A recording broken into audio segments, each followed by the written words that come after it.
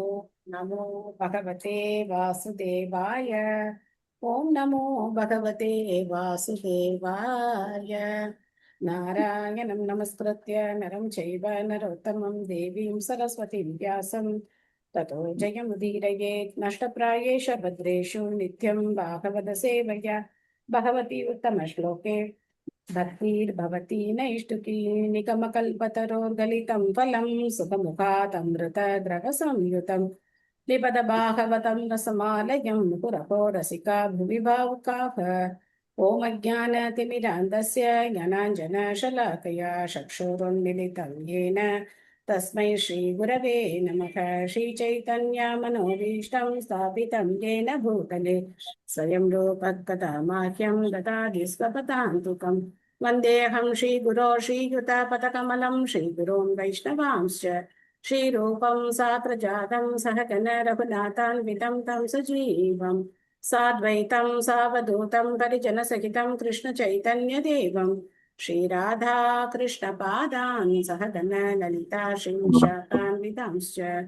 हे कृष्ण करुणा सिन्धो दीनबन्धो जगत्पते गोपेश गोपिका कान्त राधा कान्त नमोऽस्तु ते।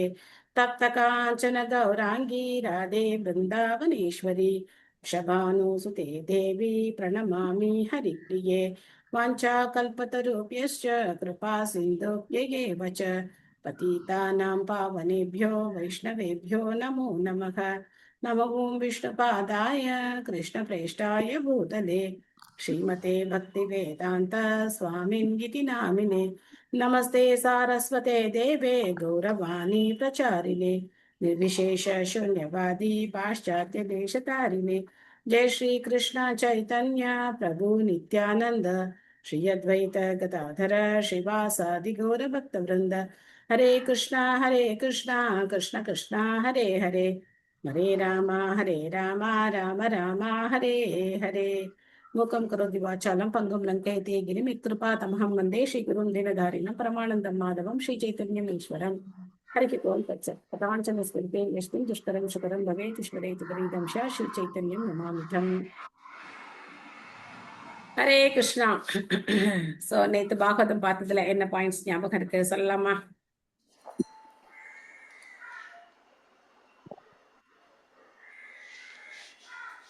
பகவான் நம்ம மனித பிறவின்னு நினைக்க கூடாது. அவர் அவதாரம், நம்ம அந்த மனுஷனா இந்த அவதாரம் பண்ண மனுஷன் நினைக்க கூடாது. ஓகே, அவரை சாதாரண மனிதராக நினைக்க கூடாது. சாதாரண மனிதன் நினைக்க கூடாது. தேங்க்யூ மாதாஜி. பகவான் சனாதனர், அவருடைய லோகம் சனாதனம். நித்திய சூரிகள் அங்க வசிக்கிறவர்கள் சனாதனர்கள், அழிவற்றவர்கள்.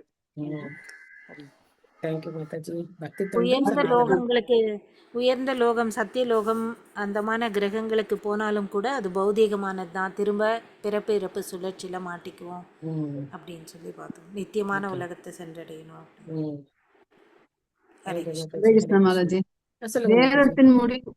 வேதத்தின் முடிவு கிருஷ்ணர்கிட்ட போறதுதான் அப்படின்னு சொன்னீங்க. வேதாந்தம் அப்படின்னா வேதத்தினுடைய முடிவு கிருஷ்ணர் தெரிஞ்சு அவருக்கு சேவை செய்யறது. தேங்க்யூ. பக்திலையும் ரொம்ப முக்கியம் வாய் தாளை அப்படின்னு சொன்னீங்க எல்லாத்தையும் விட.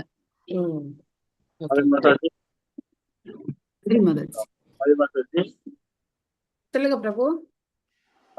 எந்த கிரகத்துல ஒருத்தன் இருந்தாலும் அவன் பிறப்பு இறப்பு மூப்பு மற்றும் நோய் சட்டங்களுக்கு இருக்கிறார். சோ இந்த 17 லோகங்களும் அந்த மாதிரி இடங்கள் தான். தேங்க்யூ. சிருஷ்டி உபசிருஷ்டி சொல்லி ஃபர்ஸ்ட் பிரைமரி சிருஷ்டி, உபசிருஷ்டி செகண்டரி. Okay, thank you Mataji.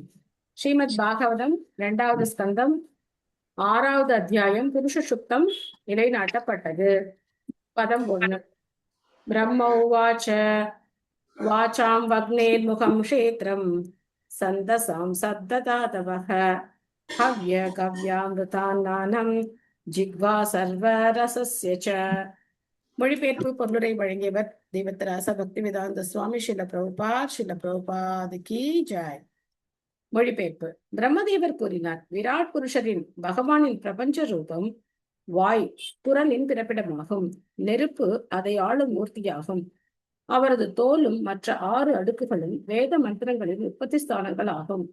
மேலும் தேவர்கள், முன்னோர்கள் மற்றும் பாமர மக்கள் ஆகியோருக்குரிய வெவ்வேறு உணவு வகைகளுக்கு பிறப்பிடமாக இருப்பது அவரது நாக்காகும்.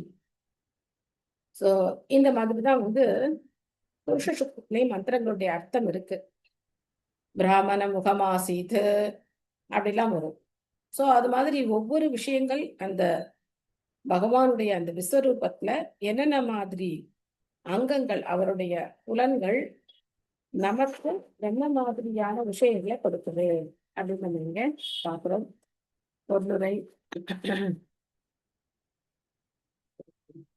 கலாவதி மாதாஜி படிக்கிறீங்களா? படிக்கிறேன். பொருளுரை வழங்கிய பிரபுபாதருக்கு நன்றி. பகவானுடைய பிரபஞ்ச ரூபத்தின் ஐஸ்வர்யங்கள் இங்கு விவரிக்கப்பட்டுள்ளன. எல்லா வகையான குரல்களுக்கும் உற்பத்தி ஸ்தானமாக இருப்பது அவரது வாய் என்று கூறப்படுகிறது. அதை ஆளும் மூர்த்தியாக இருப்பவர் அக்னி தேவன் ஆவார். பகவானின் தோலும் தேக அமைப்பின் மற்ற 6 அடுக்குகளும் காயத்ரியை போன்ற 7 வகையான வேத மந்திரங்களின் உற்பத்தி ஸ்தானங்கள் ஆகும். எல்லா வேத மந்திரங்களுக்கும் ஆரம்பமாயிருப்பது காயத்ரி என்று ஸ்ரீமத் பாகவதத்தின் முதல் புத்தகத்தில் விளக்கப்பட்டுள்ளது. உற்பத்தி ஸ்தானங்கள் பகவானுடைய பிரபஞ்ச ரூபத்தின் வெவ்வேறு பாகங்களாக இருப்பதாலும், பகவானின் ரூபம் ஜட படைப்பிற்கும் மேலானதாக இருப்பதாலும், குரல், நாக்கு மற்றும் தோல் போன்றவற்றை உன்னதமான பகவான் பெற்றிருக்கிறார் என்பதை அறிந்து கொள்ள வேண்டும். பௌதீகமான குரல் அல்லது உணவை உட்கொள்வதற்கான சக்தி ஆரம்பத்தில் பகவானிடமிருந்துதான் உற்பத்தி செய்யப்பட்டது. அத்தகைய செயல்கள் மூல பிறப்பிடங்களின் முரணான பிரதிபலிப்புகளாகும். உன்னதமான நிலையானது பலவகைப்பட்ட ஆன்மீக நிலைகளை கொண்டதாகும். ஜட உலகில் உள்ள நிழலை போன்ற பலவகைப்பட்ட தோற்றங்கள் ஆன்மீக உலகில் ஆன்மீக தோற்றத்தில் முழுமையாக காட்சியளிக்கின்றன. பௌதீக செயல்கள் ஜட இயற்கையின் முக்குணங்களால் களங்கப்படுத்தப்பட்டு உள்ளன. ஆனால் ஆன்மீக உலகில் உள்ள சக்திகள் பகவானின் உன்னத அன்பு தொண்டில் ஈடுபடுத்தப்பட்டு இருப்பதால் அவை தூய்மையானவையாகும். இதுவே இவ்விரண்டிற்கும் உள்ள வேறுபாடாகும். ஆன்மீக உலகில் அனைத்திற்கும் மேலான அனுபவிப்பாளராக பகவான் இருக்கிறார். அங்குள்ள ஜீவராசிகள் கட இயற்கை குணங்களின் களங்கத்தால் பாதிப்படையாமல் பகவானின் உன்னதமான அன்பு தொண்டில் ஈடுபட்டுள்ளனர். ஆன்மீக உலகில் உள்ள செயல்கள் ஜட உலக களங்கங்கள் சிறிதும் இல்லாதவையாகும். ஆனால் ஆன்மீக படித்தரத்தில் உருவமற்ற சூன்யவாதம் எனும் கேள்விக்கே இடமில்லை. பக்தி தொண்டு நாரத பஞ்சாத்திரத்தில் பின்வருமாறு விவரிக்கப்பட்டுள்ளது. ஷர்வோபாதி வினிர் முக்தாம் தத் பரத்வேன நிர்மலம் கிருஷிகேஷ சேவனம் பக்தி உச்சியதே. ஆரம்பத்தில் பகவானுடைய புலன்களில் இருந்தே எல்லா புலன்களும் உண்டாக்கப்படுவதால் ஜட உலகைச் சேர்ந்த புலன்களின் செயல்களை பக்தி தொண்டு முறையால் தூய்மைப்படுத்த வேண்டும். இதன் மூலமாக வாழ்வின் பூரணத்துவத்தை அடைந்து விடலாம். பௌதிக எண்ணத்திலிருந்து விடுதலை அடையும் நிலையே தூய்மையடையும் முறையின் ஆரம்பமாகும். ஒவ்வொரு ஜீவராசியும் தன்னுடைய சொந்த சேவையில் அல்லது குடும்பம், சமூகம், தேசம் போன்ற ஏதேனும் ஒரு சேவையில் ஈடுபட்டுள்ளான். ஆனால் துரதிர்ஷ்டவசமாக அத்தகைய சேவைகள் ஜடப்பற்றுடன் செய்யப்படுகின்றன. பௌதீக பற்றுகளை பகவானின் தொன்றுக்கு மாற்றிவிடலாம். இதனால் ஜடப்பற்றிலிருந்து விடுபடுவதற்குரிய சிகிச்சை தானாகவே துவங்கி விடுகிறது. எனவே முக்தி அடைவதற்குரிய முறை வேறெந்த வழிகளையும் விட பக்தி தொண்டின் மூலமாக சுலபமாக பெறக்கூடியதாகும். ஏனெனில் அருவ நிலையில் பற்று கொண்டுள்ளவன் பல வகையான கடும் துன்பங்களுக்கு ஆளாக வேண்டும். கிளேஷோதிகதரஷ் தேஷாம் அவ்யுக்தாசக்த சேதசாம் என்று பகவத்கீதையில் 12.5 கூறப்பட்டுள்ளது. தேங்க்யூ மாதாஜி. ஹரே கிருஷ்ணா. ஹரே கிருஷ்ணா. பகவத்கீதையில 15வது அத்தியாயத்துல முதல் ஸ்லோகம் என்ன ஸ்லோகம் அப்படின்னாக்க, ஸ்ரீ பகவான் உவாச்ச ஊர்த்வமூலம் மதச்சாகம் சந்தாம்சி யஸ்ய பர்ணானி யஸ்தம் வேத ச வேதவித் அப்படின்னு. என்ன அர்த்தம் இந்த ஸ்லோகத்துக்கு அப்படின்னா, ஒரு தலைகீழ் ஆலமரம். தலைகீழ் ஆலமரம் அப்படின்னா, ஒரு சாதாரணமான ஒரு ஆலமரத்தை பார்த்தோம்னா அதோட வேர் கீழ் நோக்கி இருக்கும், கிளைகள் மேல் நோக்கி இருக்கும் இல்லையா? ஆனா இந்த ஆலமரம் எப்படி இருக்கு அப்படின்னாக்க, வேர்கள் மேல் நோக்கி இருக்கு. ஊர்துவ மூலம். ஊர்துவ அப்படின்னா மேல் நோக்க. எது மேல் நோக்கி இருக்கு? மூலம்னா வேர். ஊர்துவ மூலம் அத்தஷாகம். அத்தகன கீழ் நோக்கி, ஷாக்கான கிளைகள். கிளைகள் கீழ் நோக்கி இருக்கு, வேர் மேல் நோக்கி இருக்கு அப்படின்னு சொல்லப்படுது. சோ அப்படின்னா என்ன அப்படின்னா அந்த உண்மையான ஆலமரத்துடைய பிரதிபலிப்பு இல்லையா? அதோட நிழலை பார்க்கும்போது கிளைகள் எல்லாம் கீழ் நோக்கியும் வேர் மேல் நோக்கி இருக்கிற மாதிரி நமக்கு தெரியுது, பிரதிபலிப்பு. தண்ணியில பார்த்தோம் அப்படின்னா அது அப்படியே தலை கீழே தெரியும். அந்த மாதிரி ஆன்மீக உலகம் தான் உண்மையானது. ஆன்மீக உலகம் உண்மையானது, பௌதிக உலகம் அதனுடைய பிரதிபலிப்பு. அதனால இங்க எல்லாமே தலைகீழா இருக்கு. அங்க எது உயர்ந்ததோ இங்க அது ரொம்ப தாழ்ந்ததா இருக்கு. பகவானுடைய எல்லா புலன்களும், பகவானுக்கு புலன்கள் இல்லை அப்படின்னா நமக்கு இங்க புலன்கள் இருக்கிறதுக்கு வாய்ப்பே இல்லை. பகவானுடைய எல்லா புலன்களும் அங்க முழுக்க முழுக்க ஆன்மீகமா இருக்கு. பக்தர்களுடைய புலன்களும் அங்க ஆன்மீகமா இருக்கு. ஆனா இந்த உலகத்துல எல்லாமே பௌதிகமா இருக்கு. அதை நாம தூய்மை செஞ்சு ஆன்மீகமா மாத்த வேண்டி இருக்கு. இப்போ இதே வாயால நாக்கு இருக்கு, வாய் இருக்கு, குரல் இருக்கு, பேசக்கூடிய அந்த சக்தி, இது எல்லாமே இந்த உடல்ல இருக்கு. ஆனா சினிமா பாட்டும் பாடலாம், என்னவும் செய்யலாம், ஹரே கிருஷ்ண மந்திரமும் நாம சொல்லலாம், ரெண்டும் செய்யலாம் இல்லையா?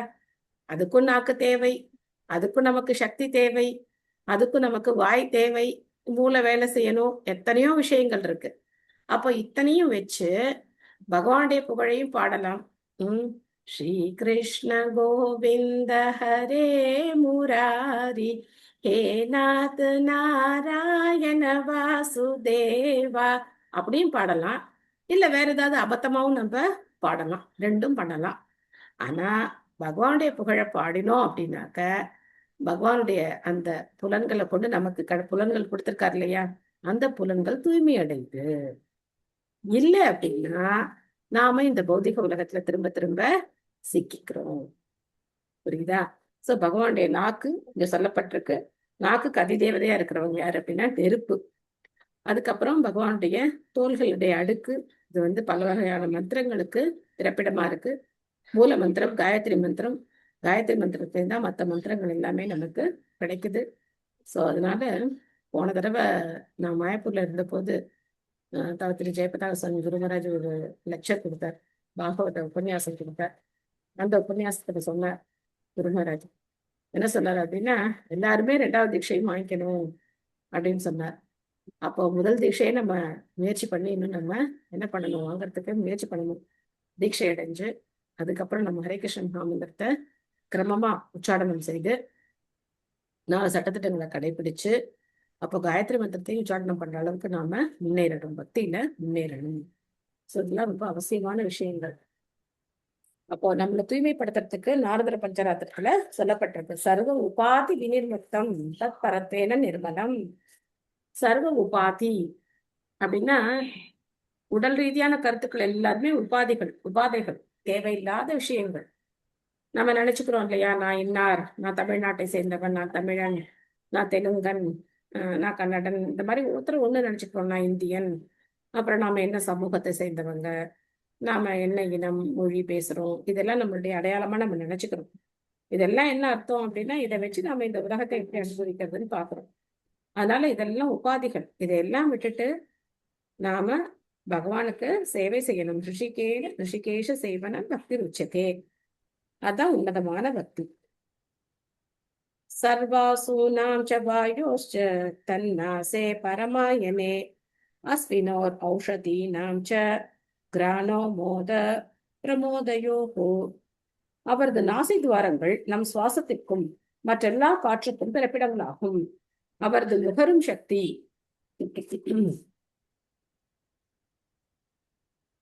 தேவர்களான அஸ்வினி குமாரர்களையும் எல்லா வகையான மருந்து மூலிகைகளையும் உண்டு பண்ணுகிறது. அவரது சுவாசம் எல்லா வகையான வாசனைகளையும் உண்டாக்குகிறது. சோ எப்படி இந்த உலகத்துல இத்தனை விதமான நறுமணங்கள் இருக்கு அப்படின்னா, பகவான் சுவாசிக்கிறார், அவரது சுவாசத்தின் மூலமா இத்தனை விதமான நறுமணங்கள் ஏற்படுது. எதுவுமே என்ன ஆகல, தானா வரல. அவருடைய அந்த மேற்பார்வை, அவருடைய அந்த சக்தி இல்லை அப்படின்னா இங்கே வேற எந்த நிகழ்வுக்கும் சாத்தியமே கிடையாது. பகவானுக்கும் நாசி துவாரம் இருக்கு, நமக்கும் நாசி துவாரம் இருக்கு. அவர் சுவாசிக்கிறார், அதனாலதான் நம்மளால சுவாசிக்க முடியுது.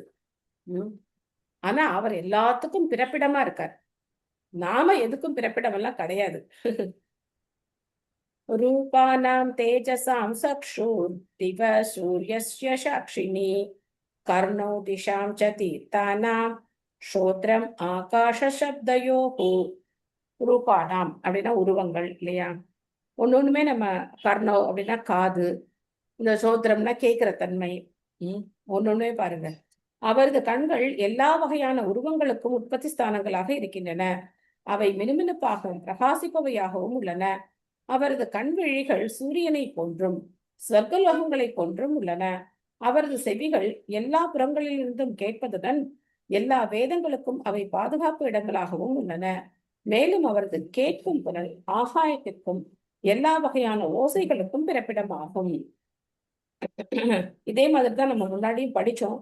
ஆனா இது இன்னும் கொஞ்சம் மாறுபட்டது. இந்த ஸ்கந்தத்திலே படிச்சோம். ஆனா இன்னும் கொஞ்சம் இது வித்தியாசமா பிரம்மா நாரதருக்கு உபதேசம் பண்றார். சோ பகவான் பார்க்கறதுனாலதான் பல்வேறு விதமான உருவ அமைப்புகள் இருக்கு. நம்ம இந்த உலகத்தை எத்தனை வடிவங்களை பார்க்கிறோம். அந்த வடிவங்கள் எல்லாம் பகவான் பார்க்கறதுனால ஏற்பட்ட வடிவங்கள். அவரது கண்கள் சூரியனுக்கு சமமா சொல்லப்பட்டிருக்கு. அதாவது பிரபாஸ்மி சசி சூரிய யோகு அப்படின்னு சொல்றார். அவருடைய கண்கள் தான் சூரிய சந்திரன்களா இருக்காங்க அப்படின்னு பகவத்கீதையில பகவான் சொல்றார். பகவத்கீதைக்கும் பாகவதத்துக்கும் நெருக்கமான தொடர்பு இருக்கு.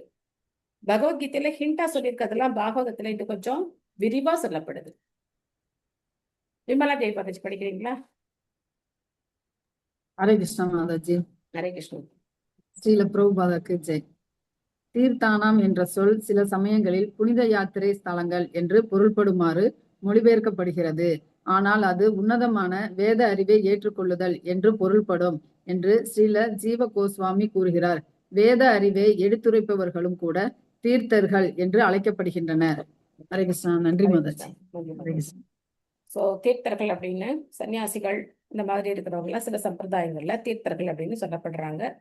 அதனால இங்க வேத அறிவு சொல்லப்படுது. சோ பகவானுடைய அந்த செவிகள் தான் எல்லா வேத அறிவுக்கும் பாதுகாப்பா இருக்கு அப்படின்னு நம்ம பார்க்கிறோம். தத் காத்ரம் வஸ்து சாராணாம் சௌபகஸ்ய ச பாஜனம் தத் அஸ்ய ஸ்பர்ஷ வாயோஷ்ச சர்வமேதஸ்ய சைவஹி. அவரது உடலின் வெளிப்பரப்பானது எல்லா சாராம்சங்களுக்கும் அடிப்படை உண்மைகளுக்கும் மங்களகரமான சந்தர்ப்பங்களுக்கும் உற்பத்தி ஸ்தானமாக இருக்கின்றது. அவரது தோல் அசையும் காற்றை போன்ற எல்லா வகையான ஸ்பர்ச உணர்வுகளுக்கும் பிறப்பிடமாக இருப்பதுடன் எல்லா வகையான யாகங்களை இயற்றும் இடமாகவும் உள்ளது. இதையே நம்ம 3வது ஸ்கந்தத்துல ஹிரண்யாக்ஷனுக்கும் வராகதேவருக்கும் அந்த யுத்தம் நடக்கும்போது வராகதேவருடைய உடல் எப்படி முழுக்க முழுக்க யாகங்களுக்கான பிறப்பிடமா இருக்குன்னு பார்க்கலாம். அவருடைய ரோமங்கள், அவருடைய உடல்ல இருக்கக்கூடிய அந்த ரோம கால்கள், இதெல்லாமே யார் சோ இதெல்லாமே பார்த்தோம் அப்படின்னா எல்லா சமுத்திரங்களும் அதுல அடங்கும் அப்படின்னு சொல்லி பார்த்தேன். அதே மாதிரி அவருடைய ரோமங்கள் தர்பை புற்கள் அப்படின்னு நம்ம பார்த்தேன். யாகத்திற்கு உண்டான தர்பை புற்கள் அப்படின்னு பார்க்கலாம். ரொம்ப விரிவா அங்க சொல்லப்படுது. இதே விஷயங்கள் தான். நெக்ஸ்ட் பொருளுரை கணிகா மாதாஜி படிக்கிறீங்களா? எஸ் மாதாஜி. ஹரே கிருஷ்ணா. ஹரே கிருஷ்ணா. ஹரே கிருஷ்ணா மாதாஜி. ஸ்ரீல பிரபுபாதருக்கு ஜெய். பொருளுரை. காற்றுதான் எல்லா கிரகங்களையும் அசைக்கும் சக்தியாகும். யாகங்கள் அவரது உடலின் வெளிப்பரப்பாகவும் மற்ற மங்களகரமான சந்தர்ப்பங்களுக்கும் மூலமாகவும் விளங்குகின்றன. ஹரே கிருஷ்ணா மாதாஜி. ஹரே கிருஷ்ணா. ரோமானி உத்பிஜ்ஜ ஜாதீனாம் யேத்வா யக்ஞஸ்து சம்பிருதஹ கேஷ சம்ஸ்ருணகானி அஸ்ய ஷிலா லோஹ பிரவித்யுதாம். அவரது உடலில் உள்ள ரோமங்கள் எல்லா வகையான தாவரங்களுக்கும் காரணமாக உள்ளன. குறிப்பாக யாகங்களுக்கு தேவையான பொருட்களாக உபயோகிக்கப்படும் மரங்களுக்கு அவை காரணமாக உள்ளன. அவரது தலை மீதும் முகத்தின் மீதும் உள்ள ரோமங்கள் மேகங்களின் பிறப்பிடமாக உள்ளன. மேலும் அவரது நகங்கள் மின்சாரம், கற்கள் மற்றும் லோகங்கள் ஆகியவற்றிற்கு பிறப்பிடங்கள் ஆகும். சோ ஏற்கனவே யாராவது நீங்க எழுதியிருந்தீங்க அப்படின்னாக்கா திரும்ப அதை நீங்க கம்பேர் பண்ணி பார்க்கலாம். சேம் முதல்ல நம்ம 3rd சாப்டர்லயோ அதை படிச்சோம். அதே விஷயங்கள் திரும்ப இங்க வந்து பிரம்மாவால உறுதி செய்யப்படுது. மீனா எம் மாதாஜி படிக்கிறீங்களா? ஹரே கிருஷ்ண மாதாஜி. ஹரே கிருஷ்ணன். பொருளுரை தந்த ஸ்ரீல பிரபுபாதருக்கு ஜெய். வழவழப்பாக்கப்பட்ட பகவானின் நகங்கள் மின்சாரத்தை உற்பத்தி செய்கின்றன. மேகங்கள் அவரது தலை மீதுள்ள கேசங்களில் இலைப்பாறுகின்றன. எனவே வாழ்வுக்குரிய எல்லா தேவைகளையும் ஒருவன் பகவானின் தேகத்திலிருந்து சேகரித்து கொள்ளலாம். இதனால் உற்பத்தி செய்யப்பட்டுள்ள அனைத்தும் பகவானாலேயே ஏற்படுத்தப்பட்டவை என்று வேதங்கள் உறுதி செய்கின்றன. பகவானே சர்வ காரணங்களுக்கும் பரம காரணமாவார். ஹரே கிருஷ்ணா மாதாஜி. ஹரே கிருஷ்ணா. தேங்க்யூ மாதாஜி. ஸோ இதெல்லாம் நம்ம படிச்சு என்ன செய்ய போறோம், என்ன தெரிஞ்சுக்க போறோம், என்ன இதுல நமக்கு ரியலைசேஷன் கிடைக்கணும் அப்படின்னாக்க சொல்லுங்க, யாரோ சொல்ல ஆரம்பிச்சிங்க. என்ன ரியலைசேஷன் நமக்கு கிடைக்கணும்? பகவான் இல்லைன்னா நம்ம கிடையாது மாதாஜி. எல்லாமே பகவான் இல்லைன்னா நம்ம கிடையாது. அப்போ நாம இருக்கோம் அப்படின்னா எல்லாத்துக்கும் மூல காரணமா இருக்கிறது பகவான் மட்டும்தான். அப்போ அதை தெரிஞ்சு நம்ம என்ன செய்ய போறோம்? இந்த ரியலைசேஷன் கிடைச்சு நம்ம என்ன செய்ய போறோம்? அவர் அடையறதுக்கு நம்ம ட்ரை பண்ணோம் மாதாஜி. அவருடைய கருணையை நம்ம நினைச்சு பக்தி தொண்டில் ஈடுபடணும். அவருடைய கருணையை நாம நினைச்சு பார்க்கணும். அவர் மூச்சு விடுறதுனாலதான் நமக்கு காத்தே கிடைக்குது, மூச்சு விட முடியுது. இல்லைன்னா நம்மளால என்ன பண்ண முடியாது, மூச்சு கூட விட முடியாது. சரி, ஒரு கேள்வி. நம்ம நிறைய பேர் வந்து இங்க லேடிஸ் தான் இருக்கோம். எல்லாருக்கும் ஒரு பையன் இருக்கான்னு வச்சுக்கோங்க.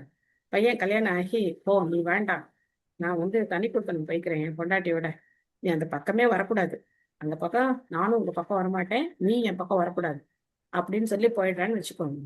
அப்போ நாம நம்மளுடைய மனநிலை எப்படி இருக்கும்? நாம அவங்களுக்கு என்ன மாதிரி உதவிகளை செய்வோம்?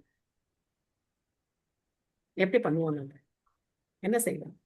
வருத்தப்படுவோம் மாதாஜி. இந்த குழந்தை இப்படி பண்ணிட்டேன்னு வருத்தப்படுவோம். இன்னொன்னு, அவன் நன்னா இருந்தா போறோம், அவன் எங்க இருந்தாலும் நாம அவனுக்கு என்ன முடியுமோ சப்போர்ட் பண்ணுவோம் மாதாஜி. ஸோ ஒரு பௌதிக தாய்க்கே இந்த மாதிரி எண்ணம் இருக்கும் போது, எல்லா தாய்களுக்கும் மேலான பரம தாயா இருக்கக்கூடிய பகவான், நீ வேண்டாம், உன்னோட சங்காத்தமே எங்களுக்கு வேண்டாம், நாங்க தனியா இருக்கோம் அப்படின்னு சொன்ன நமக்காக என்ன மாதிரியான வசதிகள் எல்லாம் செய்து கொடுக்கிறார் பாருங்க. இதெல்லாம் நாமளே ஏற்படுத்திக்க முடியுமா? இந்த காத்தை நம்ம ஏற்படுத்த முடியுமா? வேண்டாம், காத்தெல்லாம் வேண்டாம், நம்ம உடம்பே நம்மளால ஏற்படுத்திக்க முடியுமா? இன்னும் முடியாது. ஒரு சின்ன குழந்தை பிறந்த உடனேயே அதுக்கு 1008 டெஸ்ட் பண்றாங்க. அந்த குழந்தை பிறந்த உடனே அதுக்கு வந்து இது சரியா இருக்கா, அது சரியா இருக்கா, கண்ணு சரியா இருக்கா, மூக்கு சரியா இருக்கா, மலஜலம் கழிக்குதா, அதுக்கு அழுக சரியா இருக்கா, சுவாசம், எல்லாமே டெஸ்ட் பண்றாங்க. முதல்ல வந்து வெளியில மேற்புறமா அதோட பாகங்கள் எல்லாம் சரியா இருக்கா, அதுக்கப்புறம் உள்ளுக்குள்ள போய் அதுக்கு பிளட் எல்லாம் எடுத்து, அந்த பிறந்த குழந்தையோட ரத்தத்தை எடுத்து அதெல்லாம் டெஸ்ட் பண்ணி அதுக்கு என்ன சரியா இருக்கு, என்ன சரியா இல்லை, இத்தனை பாக்குறாங்களே. அப்போ இத்தனையும் படைச்ச பகவானை வந்து நம்ம வந்து அந்த நன்றியோட நம்ம அவரை நினைக்கல அப்படின்னா நாம என்ன கிடையாது, மனுஷ ஜென்மமே கிடையாது. நமக்கொசரம் இத்தனை இது நம்ம வேண்டாம்னு சொல்லி வந்திருக்கோம். அவர் வேணும்னு சொல்லி நம்ம இல்லை, அவர் வேண்டான்னு சொல்லி வந்திருக்கோம். ஆனா நமக்கொசரம் இத்தனை படைச்சு, அப்போ அதெல்லாம் நம்ம நினைச்சு பார்க்கும்போது ஒரு உடலுடைய அமைப்பே எப்படி இருக்கு, எத்தனை காம்ப்ளிகேட்டடா இருக்கு ஒரு உடம்பு அப்படிங்கிறது, எத்தனை காம்ப்ளிகேஷன் இருக்கு, இதுக்குள்ள எத்தனை விஷயங்களை வச்சு பகவான் நம்மளை வந்து பேக் பண்ணி இங்க அனுப்பிச்சு விட்டுருக்கார். இதெல்லாம் வச்சு நம்ம அவருக்கு வந்து நன்றியோட என்ன செய்யணும்? பக்திங்கிறதுக்கு முதல் அடிப்படையா இருக்க வேண்டியது நன்றி உணர்ச்சி. ஆஹா கிருஷ்ணா, எனக்கு இத்தனை பண்ணி கொடுத்துருக்கீங்க அப்படிங்கிற நன்றி உணர்ச்சி இந்த செகண்ட் கேண்டோ படிக்கும்போது நமக்கு வரணும்.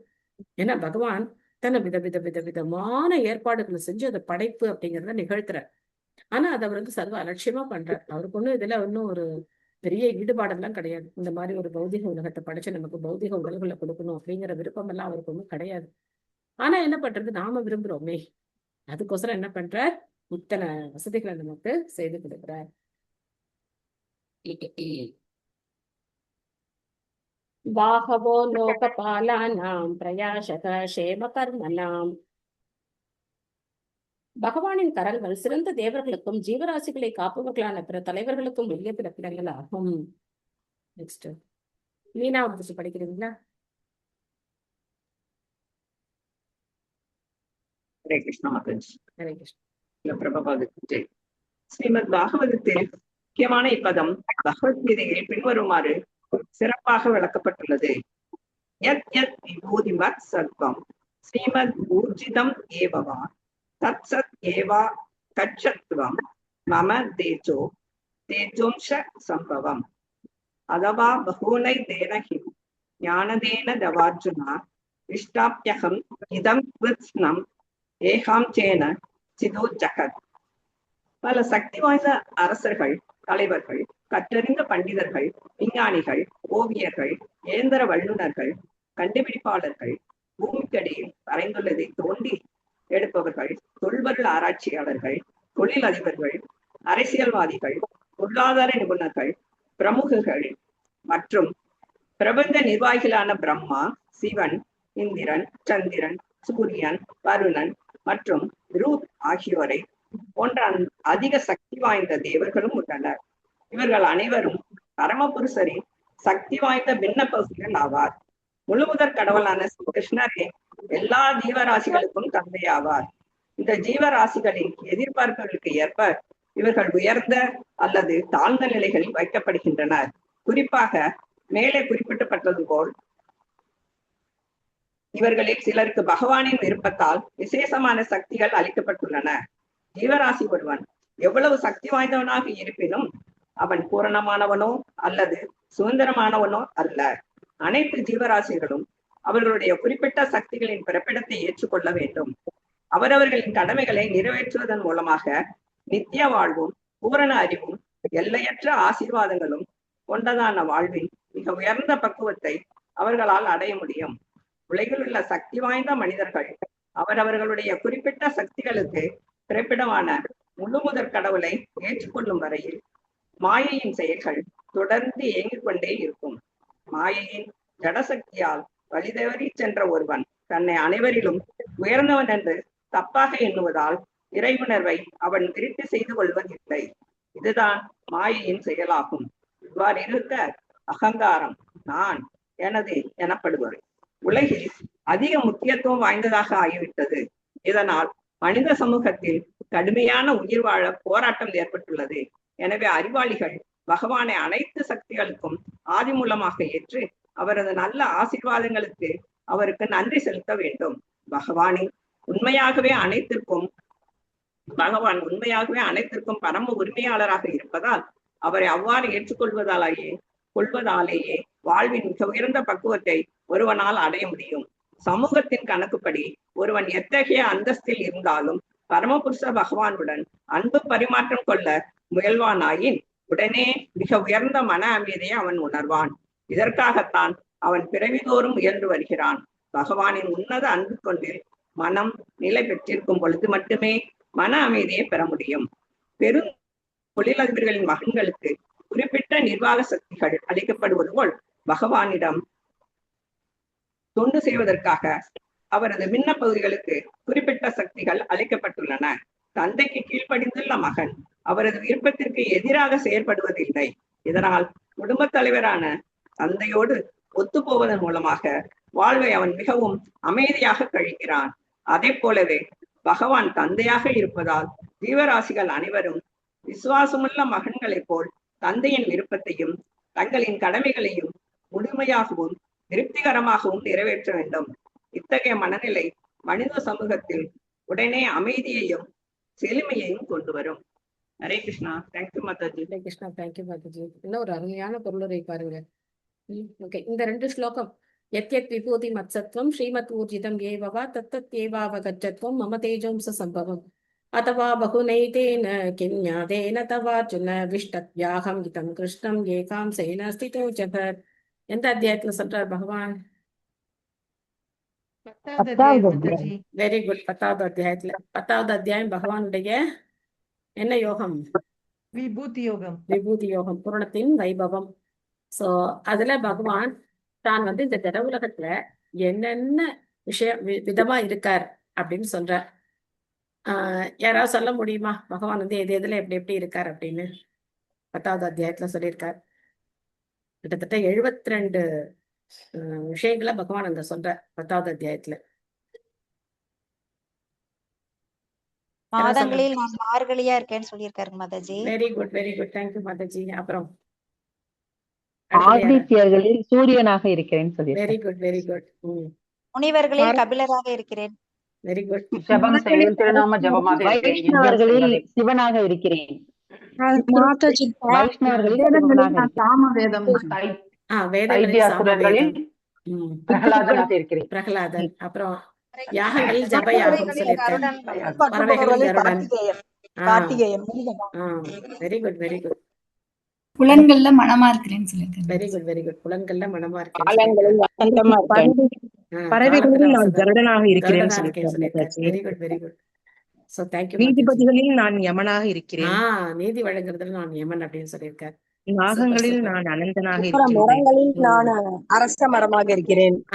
அரச மரமா இருக்கேன்னு சொல்லியிருக்காரு. மலைகளில் இமயமலையாக இமயமலையாக இருக்கேன்னு சொல்லியிருக்காரு. மீன்களில் நான் மகர மீனாக இருக்கிறேன். மகரமீன். Okay, very good. நதிகளில் நான் கங்கையாக இருக்கின்றேன். கங்கையா இருக்கேன்னு சொல்லியிருக்காரு.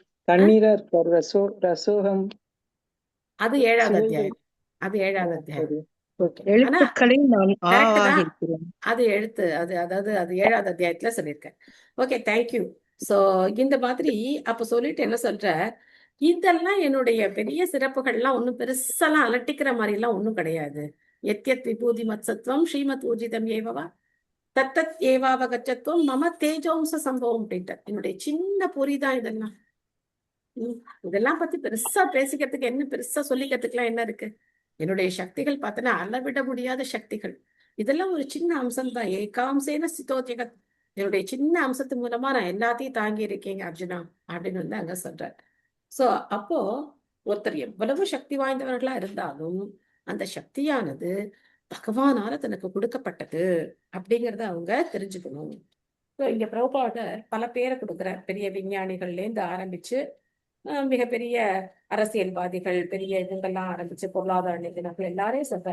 அப்படி ஆரம்பிச்சு தேவர்களான பிரம்மா, சிவன், இந்திரன், சந்திரன், சூரியன், வருணன், மருத்துக்கள்னு இருக்கணும். மருத்து போன்ற அதிக சக்தி வாய்ந்த தேவர்கள்.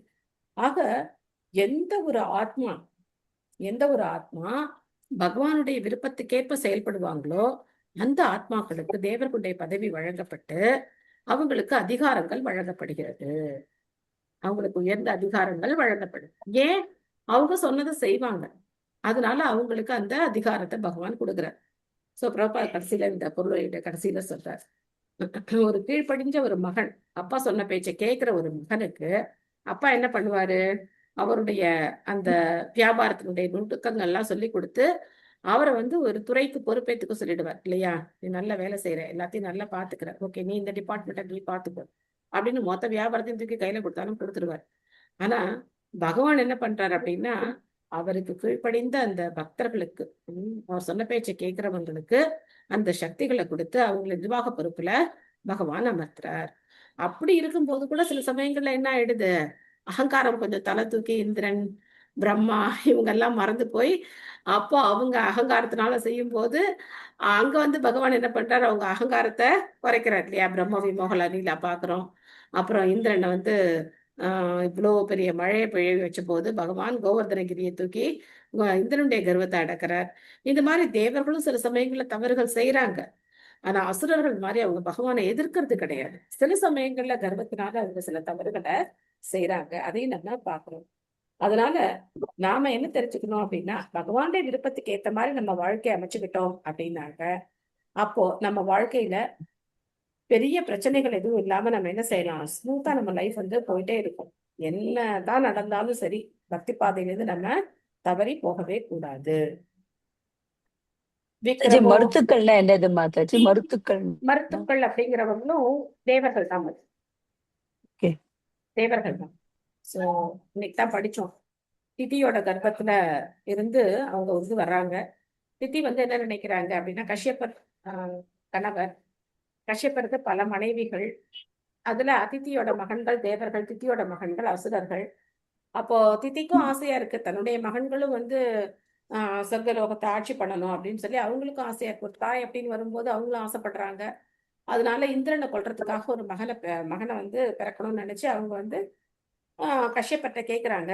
கஷ்யப்பர் என்ன செய்யறாரு, விரத முறைகள் எல்லாம் சொல்லி கொடுக்குறாரு. இந்த மாதிரி பயோவிரதம் அப்படின்னு ஒரு விரதம், பால் மட்டும் குடிச்சிருக்கக்கூடிய விரதம். அந்த விரதத்தினுடைய விதிமுறைகள் எல்லாம் சொல்லி அந்த பயோவிரதம் இருக்கணும் அப்படின்னு சொல்றார். திட்டியும் அந்த விரதத்தை இருக்காங்க. இந்திரன் வெயிட் பண்ணிக்கிட்டே இருக்கார். எப்போ ஏதாவது ஒரு தப்பு பண்ணுவாங்க அப்படின்னு வெயிட் பண்ணிக்கிட்டே இருக்கார். திதி வாய் கொப்பளிக்கலையோ இல்ல கால் கழுவலையோ ஏதோ ஒரு சின்ன மிஸ்டேக் திதி பண்றாங்க. உடனே இந்திரன் வந்து தித்தியோட கர்ப்பத்துக்குள்ள வந்து அந்த கருவை வந்து 49 பீஸா வெட்டிடுறார்.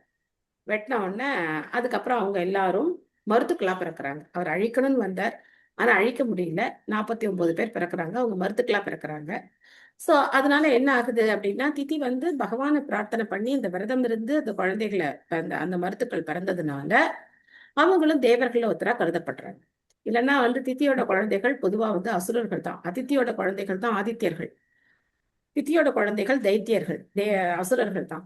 ஹிரண்யாக்ஷன், ஹிரண்யகசிப்பு போன்ற அசுரர்கள் எல்லாம் தித்திக்கு தானே பிறக்கிறாங்க. சோ அந்த மாதாஜி மாதிரி மாதாஜி ஆதித்யர்கள்னா சூரிய தேவனா மாதாஜி ஆதித்யர்னா 12 பேர் இருக்காங்கம்மா. ஆதித்யர்கள் 12 பேர், 12 ஆதித்யர்கள். 12 பேர் சூரியனா மாதாஜி? 12 பேரும் சூரியன் கிடையாது. ஆதித்யர்கள்னா சூரியன்ல அதுல ஒருத்தரா இருக்கலாம். 12 பேரும் சூரியன் கிடையாது. நன்றி மாதாஜி. ஹரே கிருஷ்ணா. அவளும் தேவர்கள் தான், ஆனா வந்து திதியோட அவங்க குழந்தைங்க, திதியோட குழந்தைங்க. தப்பு பண்ணதுனால, ஏதோ சின்ன தப்பு பண்ணதுனால அவ பின்னங்களாகி அவ இல்ல இல்ல இல்ல இல்ல இல்ல இல்ல இல்ல இல்ல ஆக்சுவலா நீங்க வந்து கரெக்டா புரிஞ்சுக்கோங்க. திதி வந்து இந்திரனை கொல்றதுக்காக ஒரு மகன் பிறக்கணும்னு விரதம் இருக்காங்க. இந்திரனை கொண்டு தன்னுடைய மகன்கள், அதாவது தைத்தியர்கள் ஆட்சிக்கு வரணும் அப்படின்னு நம்ம திதி ஆசைப்படுறாங்க. ஆனா அந்த விருப்பத்தை அவங்க யார்கிட்ட போய் கேக்குறாங்க? கிருஷ்ணகிட்ட போய் பிரார்த்தனை பண்றாங்க. நம்ம பார்த்தோம் இல்லையா? அகாம சர்வ காமோ வா மோக்ஷ காம உதாரதி தீவிரேன பக்தி யோகேன எஜய் தத்புருஷம் பரம்னு பார்த்தோம் இல்லையா? ஆனா இந்த மாதிரி ஒரு விருப்பம் இருந்தாலும் அவங்க அந்த பயோவிரதத்தை விஷ்ணுவை திருப்தி பண்றதுக்காக இருக்காங்க. அதனால பகவான் என்ன பண்றாருன்னா அந்த குழந்தைகளை காப்பாத்துறார். இந்திரன் வந்து தித்தி செய்த சின்ன ஒரு தவறு, இதோ வாய் கொப்பளிக்கலையே, இன்னும் ஒரு விஷயம் பண்ணல. தித்தி சாப்பிட்ட உடனே வாய் கொப்பளிக்கணும்னு இருக்கும் இல்லையா? அந்த மாதிரி ஏதோ ஒரு சின்ன மிஸ்டேக் பண்றாங்க. அந்த நேரம் பார்த்து எப்போ தவறு நடக்கும்னு பார்த்து இந்திரன் உள்ள புகுந்து தித்தியோட கர்ப்பத்துக்குள்ள புகுந்து அந்த கர்ப்பத்தை 49 பீஸா வெட்டிறார். ஆனா பகவானை வழிபட்டதுனால அந்த குழந்தைகள் காப்பாற்றப்பட்டு அவங்க வந்து மருத்துக்களா பிறக்கிறாங்க. சோ நம்மலாம் சகோதரர்கள் தான், அதனால இந்திரனை வந்து அவங்க கொல்லல. சோ அப்போ இந்திரனும் அவங்களும் கொஞ்சம் சகோதரர்களா மாறி அவங்க வந்து அந்த ரிலேஷன்ஷிப்பை மெயின்டைன் பண்றாங்க. இல்லைன்னாலும் சகோதரர்கள் தான், ஆனா இந்த மாதிரி ஒரு எனிமிட்டி அவங்களுக்குள்ள இருக்கு. இப்போ அதித்தியும் தித்தியும் ஒரே கணவருடைய 2 மனைவிகள் தானே. 13 பேரை என்னமோ கஷ்யப்பர் கல்யாணம் பண்ணிக்கிறாரு. ஆனா ஒவ்வொரு மனைவி மூலமா ஒவ்வொரு விதமான ஜீவராசிகள் உற்பத்தி ஆகுறாங்க. அதித்தி மூலமா தேவர்கள், தித்தி மூலமா தைத்தியர்கள் வர்றாங்க. ஆனா பார்த்தோம்னா 2 பேரும் சகோதரர்கள் தான். ஆனா அந்த என்ன இருக்கு, அந்த விரோதம் அவங்களுக்குள்ள இருக்கிறதுனால தேவர்கள் வந்து அசுரர்களை அழிக்க பாக்குறாங்க, அசுரர்கள் தேவர்களை அழிக்க பாக்குறாங்க. மெயினான அசுர குணத்துக்கு முக்கியமான காரணம் என்னன்னா அவங்க பகவானை ஏத்துக்காததுதான். இல்லைன்னா தேவர்களுக்கு அவங்க மீது வந்து பொறாமையும் கிடையாது, அவங்க பகவானை ஏத்துக்கல. ஆனா மருத்துக்கள் அப்படி இல்லை. ஏன்னா திதி வந்து அந்த பயோவிரதத்தை அவங்க வந்து ஃபாலோ பண்ணதுனால அவங்க தேவர்களா மாறிட்டு. தேங்க்யூ மாதாஜி. ஹரே கிருஷ்ணா மாதாஜி. விக்ரமோ பூர்புவஸ்வஸ்ச க்ஷேமஸ்ய சரணஸ்ய ச சர்வகாம வரஸ்யாபி ஹரே சரண ஆஸ்பதம். இவ்வாறாக பகவானின் முன்னேறும் அடிகள் மேல் கீழ் மற்றும் சொர்க்கலோகங்களுக்கும் நமக்கு தேவையான அனைத்திற்கும் புகலிடமாகும். அவரது தாமரை பாதங்கள் எல்லா வகையான பயத்திலிருந்தும் பாதுகாப்பு வழங்கக்கூடியதாகும். பஜஹுரே மன ஸ்ரீநந்தநந்தன அபய சரணாரவிந்தரே. பஜஹுரே மன ஸ்ரீநந்தநந்தன அபய சரணாரவிந்தரே. துர்லப மானவ ஜனம சத்சங்கே दुर्लभ मानव जन्म सत्संगे तरह हे भव सिंधुरे அப்படின்னு ஒரு கீர்த்தனம் இருக்கு. பஜஹுரே மன ஸ்ரீநந்த நந்தன அபய சரணார விந்தரே. பகவானுடைய பாதங்கள் நமக்கு பயத்தை போக்கக்கூடியது, அபயம் கொடுக்கக்கூடியது. அந்த தாமரை பாதங்களை நாம சரணடையணும் அப்படின்னு சொல்லி கோவிந்ததாஸ் அவர் வந்து இந்த கீர்த்தனத்தை எழுதியிருக்க. அருமையான கீர்த்தனம். சோ இங்க வந்து பகவானுடைய தாமரை பாதங்கள் நமக்கு எல்லா பயத்திலிருந்தும் பாதுகாப்பு வழங்குது. சில பிரபுபாதருடைய பேர் கூட அபய சரணாரவிந்த பக்தி வேதாந்த சுவாமி சில பிரபுபாதர். அதனால பிரபுபாதருடைய சரணங்களை யார் பிடிச்சுக்கிறோமோ அவங்களுக்கு இந்த ஜட உலகத்தை பத்தின பயம் கிடையாது. அபயம் அளிப்பவர் பிரபுபாதர், நமக்கு அபயம் கொடுக்கிறார். அதனால்தான் பகவானுடைய ஹஸ்தங்கள், கரங்கள் பார்த்தோம்னா அபயஹஸ்தம் அப்படின்னு அவருடைய முத்திரை. சில சமயங்கள்ல அபயஹஸ்தம் இப்படி காட்டுவார், அபயஹஸ்தம்னு சொல்லுவாங்க. சோ அந்த அபயத்தை நமக்கு பகவான் கொடுக்கிற அவருடைய தாமரை பாதங்களை பிடிச்சுக்கணும். மல்லிகா மாதாஜி படிக்கிறீங்களா? ஹரே கிருஷ்ணா. பொருளுரை வழங்கிய ஸ்ரீல பிரபுபாதருக்கு ஜெய். எல்லா பயங்களிலிருந்து விடுபடவும் தேவைகளை நிறைவேற்றிக் கொள்ளவும் பகவானுடைய தாமரை பாதங்களின் புகலிடத்தை நாம் ஏற்க வேண்டும். இதை இவ்வுலகவாசிகள் மட்டுமல்லாமல் மேல் கீழ் மற்றும் சொர்க்கலோகவாசிகளும் கூட ஏற்க வேண்டும். பகவானின் தாமரை பாதங்களையே பரிபூரணமாக நம்பியிருப்பது தூய பக்தி தொண்டென அழைக்கப்படுகிறது. இவ்விஷயத்தில் எவருக்கும் எந்த சந்தேகமும் இருக்கக்கூடாது. அதாவது வேறு எந்த தேவர்களின் உதவியை நாடுவதையும் ஒருவன் விரும்பக்கூடாது. ஏனெனில் அவர்களும் பகவானின் கருணையை மட்டுமே நம்பியிருக்கின்றனர். பகவானை தவிர்த்து மற்ற அனைவரும் பெருமானின் கருணையையே நம்பியிருப்பவர்கள் ஆவர். சர்வ வியாபகமுடைய பரமாத்மாவும் கூட முழுமுதற் கடவுளான பகவானின் உன்னத நிலையையே சார்ந்தவராக உள்ளார். ஹரே கிருஷ்ணா. ஹரே கிருஷ்ணா. சோ இந்த பொருளில பிரபுபாதர் எந்த தேவர்களையும் நம்ம வழிபட வேண்டிய அவசியம் கிடையாது அப்படின்னு சொல்றார். அந்த திடமான உறுதி நமக்கு வர வரைக்கும் நம்ம என்ன பண்ண முடியாது, தேவர்களுடைய வழிபாட்டை விட முடியாது. ஆரம்பத்துல நிறைய சந்தேகம் இருக்கும் எல்லாருக்கும். அப்பதான் இஸ்கானுக்கு புதுசா வந்திருப்பாங்க. அப்போ ஹரே கிருஷ்ண மந்திரம் சொல்லுங்க அப்படின்னா, நான் இந்த மந்திரம் சொல்றேங்க, நான் அந்த மந்திரம் சொல்றேங்க அப்படின்னு சொல்லுவாங்க. கோயிலுக்கு வாங்க அப்படின்னு சொன்னா, இல்ல நான் அந்த கோயிலுக்கு போறேன், இந்த கோயிலுக்கு போறேன், அந்த விரதம் இருக்கேன், இந்த விரதம் இருக்கேன். நம்ம ஒண்ணு ஒன்னா சொல்ல ஏகாதசி விரதம் இருங்க அப்படின்னா, நான் திங்கட்கிழமை சோமவார விரதம் இருக்கேன், நான் கார்த்திகை விரதம் இருக்கேன், அந்த பண்றேன், நிறைய சொல்லுவாங்க. அதெல்லாம் நல்லதுதான், எது வரைக்கும் நல்லது, அதெல்லாம் நமக்கு எது வரைக்கும் உதவி செய்யும் அப்படின்னா, பகவத் பக்தியை ஏத்துக்காத வரைக்கும் அந்த விரதங்கள் இருக்கிறதுல தவறெல்லாம் கிடையாது.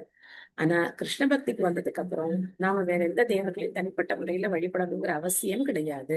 ஏகாதசி விரதம், ஆச்சாரியர்களுடைய அவதார தினங்கள், அதுக்கப்புறம் மறைவு தினங்கள், இதுல எல்லாம் 6 நாள் தான் விரதம், 12 மணி வரைக்கும் தான் விரதம்.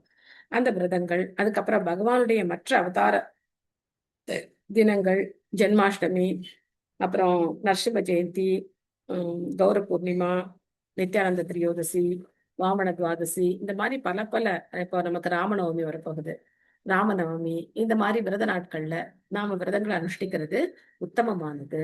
சோ பகவான் வழிபடும் போது மற்ற எந்த தேவர்களையும் வழிபடணுங்கிற அந்த தேவை நமக்கு கிடையாது. அவங்களால நமக்கு கிடைக்கக்கூடிய எல்லா நன்மைகளையும் யாரால ஒரே ஷாட்ல கொடுக்க முடியும்? கிருஷ்ணரால அதுல நமக்கு என்ன இருக்கணும்? நல்ல ஆழமான நம்பிக்கை நமக்கு இருக்கணும். என்னுடைய வாழ்க்கையில ஒரு அனுபவம் உங்கள்கிட்ட சொல்றேன். பல துன்பங்களை கடந்து வந்திருக்கேன், நான் சொல்லியிருக்கேன் இல்லையா? அதுல நாங்க கிருஷ்ண பக்திக்கு வந்தது 2007. 2010 என்னுடைய பெண்ணுக்கு திருமணம் நடக்குது. அப்ப என்னுடைய பெண்ணும் என்ன சொல்லிட்டாங்க அப்படின்னா, ஒரு பக்தர் தான் வேணும், கல்யாணம் பண்ணிக்கணும்னா ஒரு பக்தரை தான் கல்யாணம் பண்ணிக்கிறேன் அப்படின்னாங்க. 3 வருஷத்துலயே நல்ல மாற்றம். அதனால சரி வெயிட் பண்ணோம், ஒரு பக்தர் கிடைச்சார், திருமணமும் ஆயிடுச்சு. அதுக்கப்புறம் முதல் குழந்தை அவங்க கருவுற்றிருக்காங்க. அப்ப பாத்தீங்க அப்படின்னா, அந்த கருவுற்ற கொஞ்ச நாள்லயே 60, 70 நாள், 70, 80 நாட்கள்லயே பாத்தீங்கன்னா அம்மை நோய் வந்துருச்சு. அம்மைனா சாதாரணமா சொல்லி மாளாது, ஒண்ணு இவ்வளவு பெருசு உடம்புல. அப்போ எந்த டாக்டர், எந்த ஹாஸ்பிட்டல், யாரும் அட்மிஷனும் பண்ணிக்க மாட்டேங்கிறாங்க. ஆனா என்ன சொல்றாங்க அப்படின்னா, இந்த குழந்தைய அபார்ஷன் பண்ணிதான் ஆகணும். இந்த குழந்தை பிறந்தது அப்படின்னா கண்டிப்பா ஏதாவது ஒரு உடல் ஊனமாத்தான் பிறக்கும், ஒண்ணு மூளை வளர்ச்சி இருக்காது, இல்லைன்னா உடல் ஊனமாத்தான் இந்த குழந்தை பிறக்கும் அப்படின்னு சொல்றாங்க. அப்போ அந்த பொண்ணுக்கு சின்ன வயசு தான், ரொம்ப பெரிய இப்போ கல்யாணம் பண்ற மாதிரி 28 வயசு அது மாதிரிலாம் கிடையாது. 21 வயசுல நாங்கள் கல்யாணம் பண்ணிட்டோம். ஆனா தீர்மானமா இருந்தா, நான் அது மாதிரிலாம் பண்ணிக்க மாட்டேன், எப்படி இருந்தாலும் பரவாயில்ல, நானே அந்த குழந்தைய என்ன ஊனமா இருந்தாலும் பரவாயில்ல, மூளை வளர்ச்சி இல்லைனாலும் பரவாயில்ல, நான் வளர்த்துக்கிறேன், நான் அபார்ஷன். ஆனா அபார்ஷன் பண்றேன் அப்படின்னு சொன்னா கூட பண்றதுக்கு எந்த ஹாஸ்பிட்டலும் தயாராகவும் இல்லை. அது வேற விஷயம். ஏன்னா இந்த மாதிரி ஒரு பேஷண்ட்டை எங்கேயுமே அட்மிஷன் பண்ணிக்க மாட்டோம் அப்படிங்கிறாங்க. இது நான் மற்றவங்களுக்கு பரவக்கூடிய நோய், அதனால இதை நாங்க எந்த ஹாஸ்பிட்டல்லையும் அட்மிட் பண்ணிக்க மாட்டோம் அப்படிங்கிறாங்க. அப்பாடி நாங்க பட்ட பாடு இருக்கே, அவ்வளோ பாடுபட்டோம். அது வரைக்கும் ஒரு நோய் நொடின்னு அந்த குழந்தைக்கு ஒண்ணுமே கிடையாது. ஜாலியா காலேஜ் போயிட்டு சுத்திட்டு அப்படி இருந்த பொண்ணு, கல்யாணம் ஆன கொஞ்ச நாள்ல இந்த மாதிரி ஒரு பிரச்சனை வந்து, அந்த குழந்தை நல்ல சகப்பா ரொம்ப அழகா இருப்பா. அந்த பிரெக்னன்சி டயத்துல பாத்தீங்கன்னா அட்டை கருப்பா பண்ணிட்டா.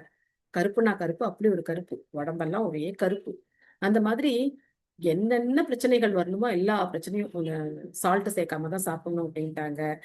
நிறைய பிரச்சனை அவளுக்கு. அப்படி இருந்து கடைசியில அந்த குழந்தை, நான் வந்து நரசிம்மத்தை தான் பிரார்த்தனை பண்ணேன். மாயப்பூர்ல நரசிம்மத்தை பிரார்த்தனை பண்ணேன். எங்களுக்கு தெரியாது, நீங்க தான் இதெல்லாம் பண்ணியிருக்கீங்க. ஒரு பக்தரை பார்த்து நீங்க தான் கல்யாணம் பண்ணி வச்சீங்க, நீங்க தான் அவன் வாழ்க்கைக்கு எல்லாம் பண்ணியிருக்கீங்க. அதனால நீங்களே காப்பாத்திக்கோங்க, என்ன பண்ணணுமோ பண்ணிக்கோங்க அப்படின்னு சொல்லி பிரார்த்தனை பண்ணேன். பார்த்தா அந்த குழந்தை ஜம்முன்னு பிறக்குது.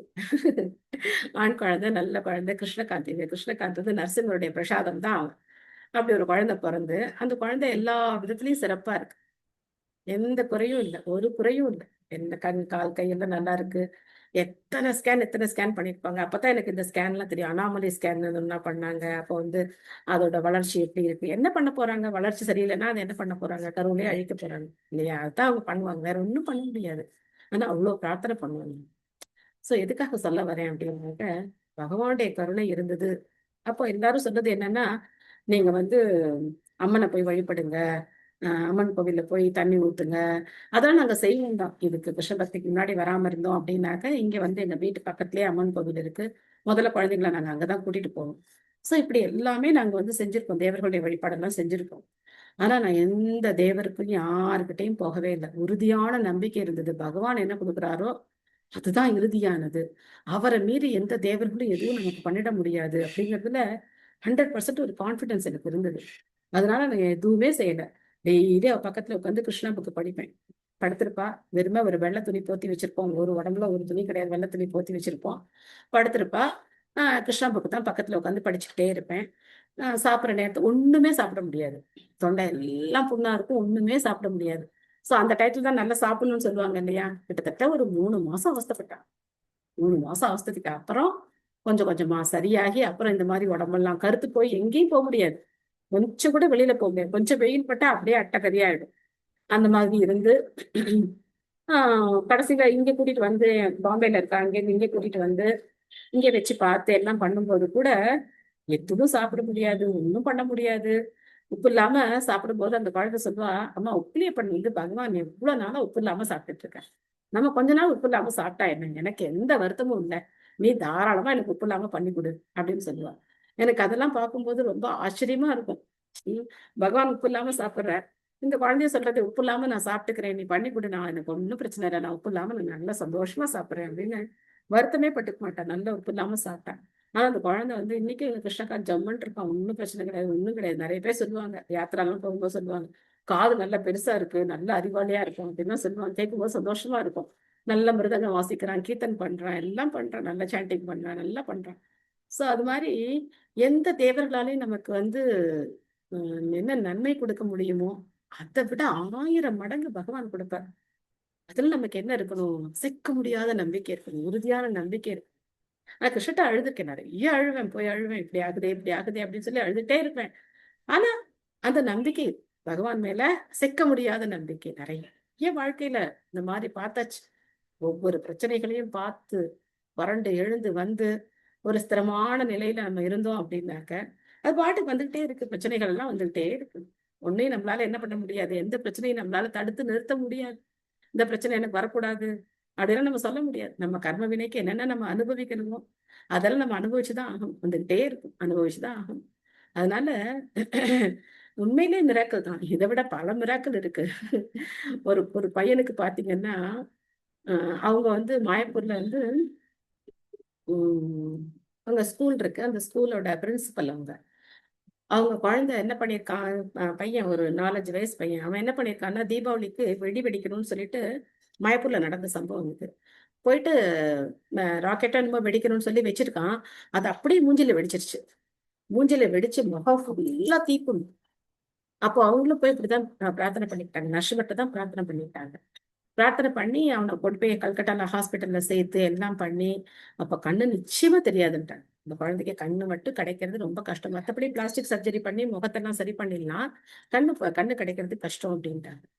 அப்போ நரசிம்மரை பிரார்த்தனை பண்ணி எல்லாம் பண்ணும்போது அந்த குழந்தை சொல்லுது, அம்மா நரசிம்மர் வரார், நரசிம்மர் வரார், நரசிம்மர் வராருன்னு குழந்தை சொல்லிட்டே இருக்கு.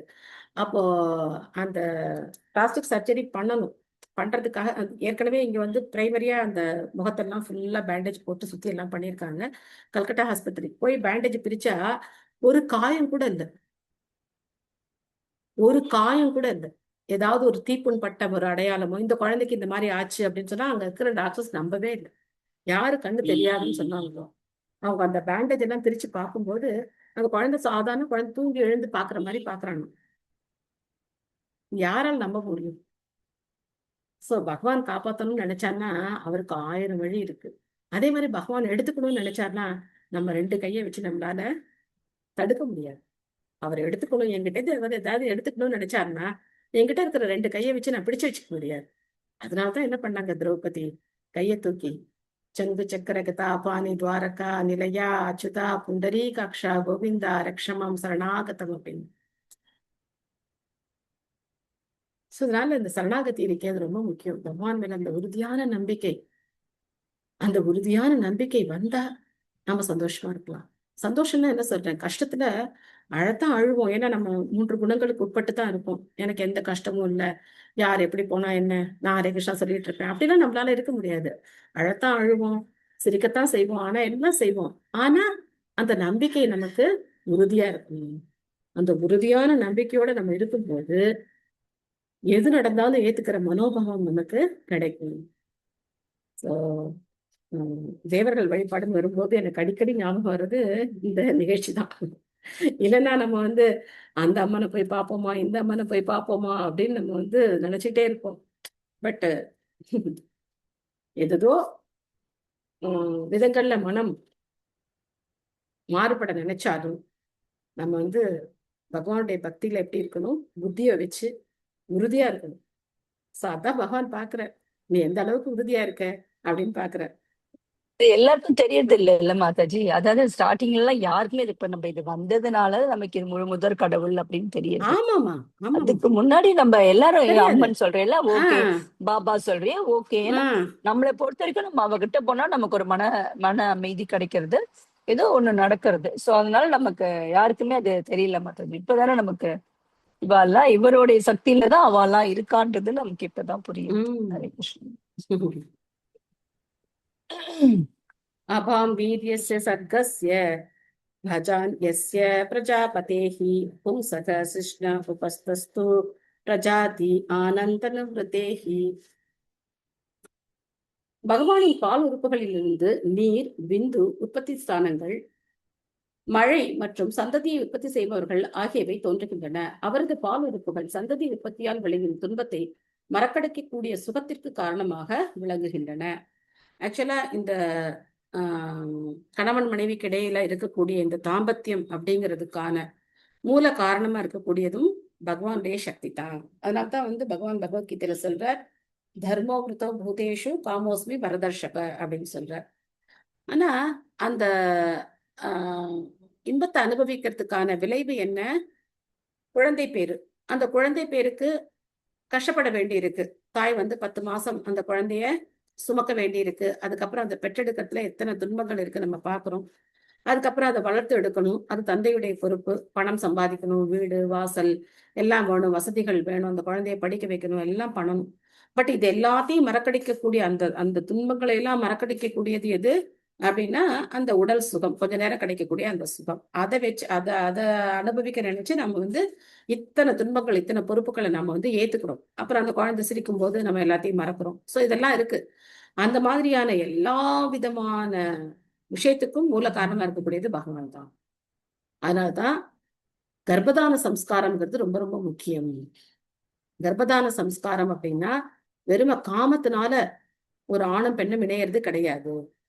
கர்ப்பதான சம்ஸ்காரம் அப்படின்னா கணவனும் மனைவியும் அன்னைக்கு விரதம் இருந்து பகவானுடைய நாமத்தை ஜெபம் பண்ணி பெரியவங்க பிராமணர்கள் வைஷ்ணவர்கள்ட்ட எல்லாம் ஆசீர்வாதம் வாங்கி பகவான்கிட்ட வந்து என்ன பிரார்த்தனை பண்ணணும் அப்படின்னா, உங்களுடைய பக்தியை பிரச்சாரம் பண்றதுக்கான ஒரு நல்ல ஆத்மா எனக்கு வரணும் அப்படின்னு சொல்லி, எங்களுக்கு குழந்தையா வரணும் அப்படின்னு சொல்லி பிரார்த்தனையோட கணவனும் மனைவியும் இணைந்து குழந்தை பெற்றுக்கிறது கர்ப்பதான சம்ஸ்காரம்.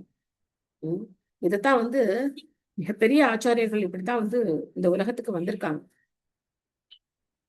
நீங்க பாத்தீங்கன்னா பக்தி வினோத் தாக்கூர் இந்த மாதிரி பிரார்த்தனை பண்றார். ரிஷபக்தியை பரப்புறதுக்கான ஒரு மகான் பிறக்கணும் அப்படின்னு சொல்லி அவர் பிரார்த்தனை பண்றார். பக்தி சித்தாந்த சரஸ்வதி தாக்கூரார் பிறந்தார். இந்த மாதிரி நம்ம பல ஆச்சாரியர்களுடைய சரித்திரங்களை நம்ம பார்க்கலாம். அப்போ பிரபுபாதர் என்ன சொல்றாருன்னா, கிருஷ்ண பக்தியை ஏற்றுக்கிட்டு இருக்கக்கூடிய ஒவ்வொரு கிரகஸ்தர்களும் பரமஹம்சர்களான குழந்தைகளை பெற்றெடுக்கணும் அப்படின்னு சொல்றார். நல்ல பரமஹம்சர்களை குழந்தைகளா பெற்றெடுக்கணும் அப்படின்னு சொல்றார். அப்படின்னா என்ன அர்த்தம்? காமத்துக்காக இணையாம பகவத் பக்திக்காக கணவனும் மனைவியும் இணையணும் அப்படின்னு. ஆனா இன்னைக்கு உலகம் பாருங்க, கணவன் மனைவி உறவு கூட இன்னைக்கு இல்லாம போச்சு இல்லையா? வெறும லிவிங் டுகெதர், அந்த கெதர் இந்த கெதர்னு என்னென்னமோ பண்ணி குட்டிச்சோறாக்கி எல்லாத்தையும் கெடுத்து வச்சிருக்காங்க. இந்தியாலே இந்த மாதிரி, தமிழ்நாட்டிலே இந்த மாதிரி நடக்குது அப்படின்னா மற்ற வெளிநாடுகளை பத்தி எல்லாம் பேசுறதுக்கு என்ன இருக்கு இல்லையா? சோ எல்லாமே கிருஷ்ணர்கிட்ட தான் வருது. அவருடைய பக்திக்காகத்தான், அவருடைய சேவைக்காகத்தான் எல்லாம் இருக்கு. ஆனா அதை நம்ம எந்த அளவுக்கு துஷ்பிரயோகம் பண்றோம் அப்படிங்கறத நாம பார்க்கலாம். அலமேல மாதாஜி படிக்கிறீங்களா? ஹரே கிருஷ்ணா மாதாஜி. ஹரே இதோ கிருஷ்ணா. படிக்கிறேன் மாதாஜி. ஹரே கிருஷ்ணா. பொருளுரை தந்த ஸ்ரீல பிரபுபாதருக்கு ஜெய். பாலு உறுப்புகளுக்கும் குழந்தை பெற்றுக்கொள்வதிலுள்ள சுகம் குடும்ப சுமைகளை மறக்கடித்து விடுகின்றன. பகவானின் கருணையினால் உற்பத்தி செய்யும் உறுப்புகளின் மேற்பாகத்தில் இன்பமளிக்கும் பேர்பூச்சான ஒரு பொருள் இல்லை என்றால் இனவிருத்தியை ஒருவன் அடியோடு நிறுத்தி விடுகின்றான். இப்பொருள் உண்டாக்கும் மிகவும் ஆழமான இன்பம் குடும்ப சுமைகளின் துன்பத்தை முற்றிலும் மறந்துவிட செய்கிறது. இப்பொருளால் ஒருவன் மிகவும் வசீகரிக்கப்படுகிறான். இதனால் ஒரு குழந்தையை மட்டும் பெற்றுக்கொள்வதில் அவன் திருப்தி அடைவதில்லை. ஆனால் இன்பமளிக்கும் இப்பொருளாக குழந்தைகளின் எண்ணிக்கையை அதிகரித்து அவர்களை பராமரிக்க முடியாமல் ஆபத்தில் சிக்கிக் கொள்கிறான். ஆயினும் இன்பமளிக்கும் இப்பொருள் பொய்யானதல்ல. ஏனெனில் இது பகவானின் உன்னதமான உடலிலிருந்து தோன்றுகிறது. அதாவது இன்பமளிக்கும் இப்பொருள் உண்மையானதான். ஆனால்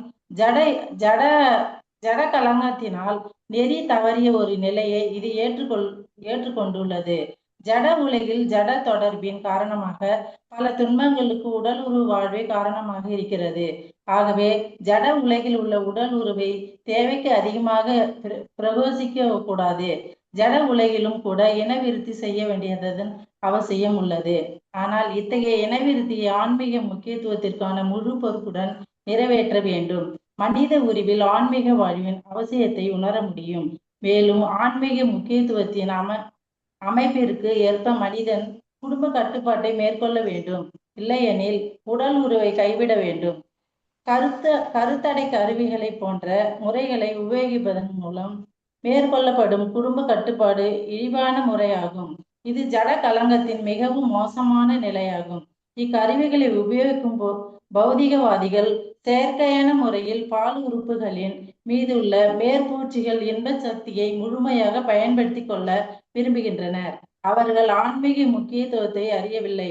ஆன்மீக முக்கியத்துவத்தை பற்றி அறிவும் இல்லாமல் புத்தியற்ற மனிதன் பால் உறுப்புகளின் பௌதிகமான புலன் இன்பத்தை மட்டும் பயன்படுத்தி கொள்ள முயல்கின்றான்.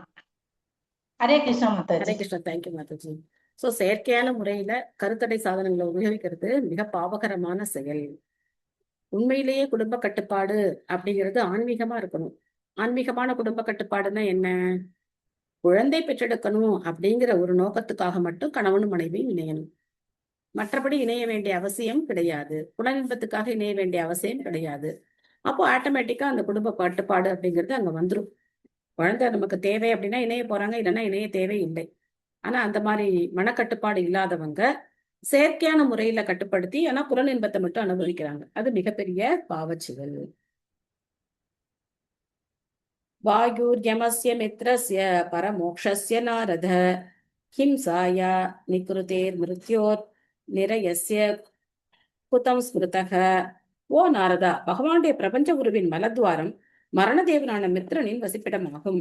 பகவானின் மலத்வாரமும் மலக்குடலும் பொறாமை, துரதிருஷ்டம், மரணம், நரகம் போன்றவைகளுக்குரிய இடங்களாகும். ஆக இது எல்லாமுமே எங்கேதான் வருது? பகவான்கிட்ட தான் வருது. ஜென்மாதி அசேயதக. சோ அவர்கிட்ட தான் அசுரர்களும் அவர்கிட்ட தான் வர்றாங்க, கெட்ட விஷயங்களும் அவர்கிட்ட தான் வருது, எல்லாமே அவர்கிட்ட தான் வருது. அவர்கிட்ட இருந்து அவர்கிட்ட இல்லாம தனியா வேற எங்கேயோந்தோ இதெல்லாம் வந்தது அப்படிலாம் கிடையாது. நரகம், அதுக்கப்புறம் இந்த பொறாமை, இந்த மாதிரி துஷ்ட குணங்களும் அவர்கிட்ட தான் வருது.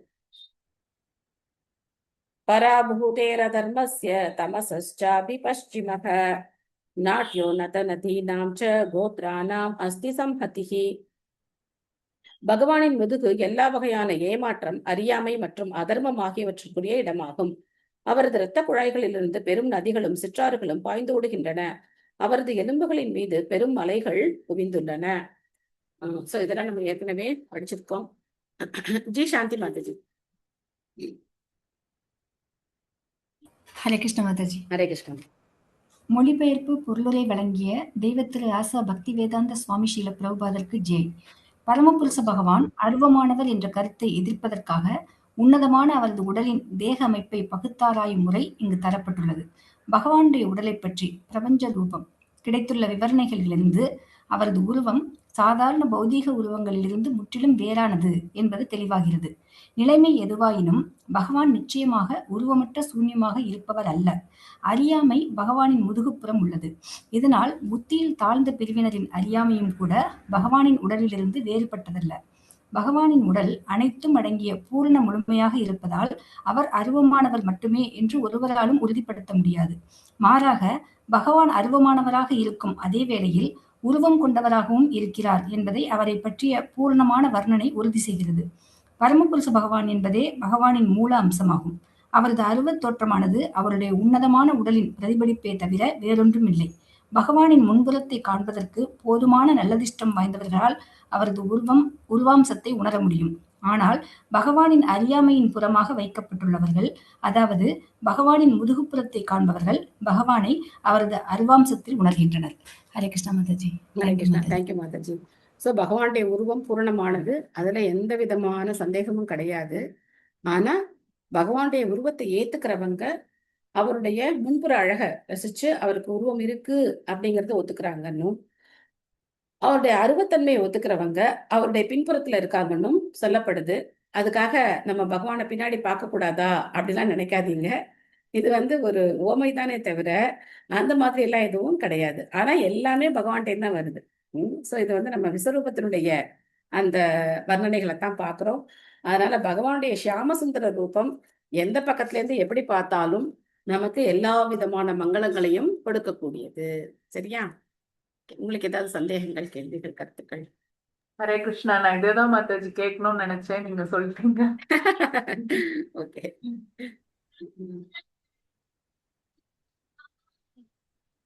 ஹரே கிருஷ்ணா மாதாஜி.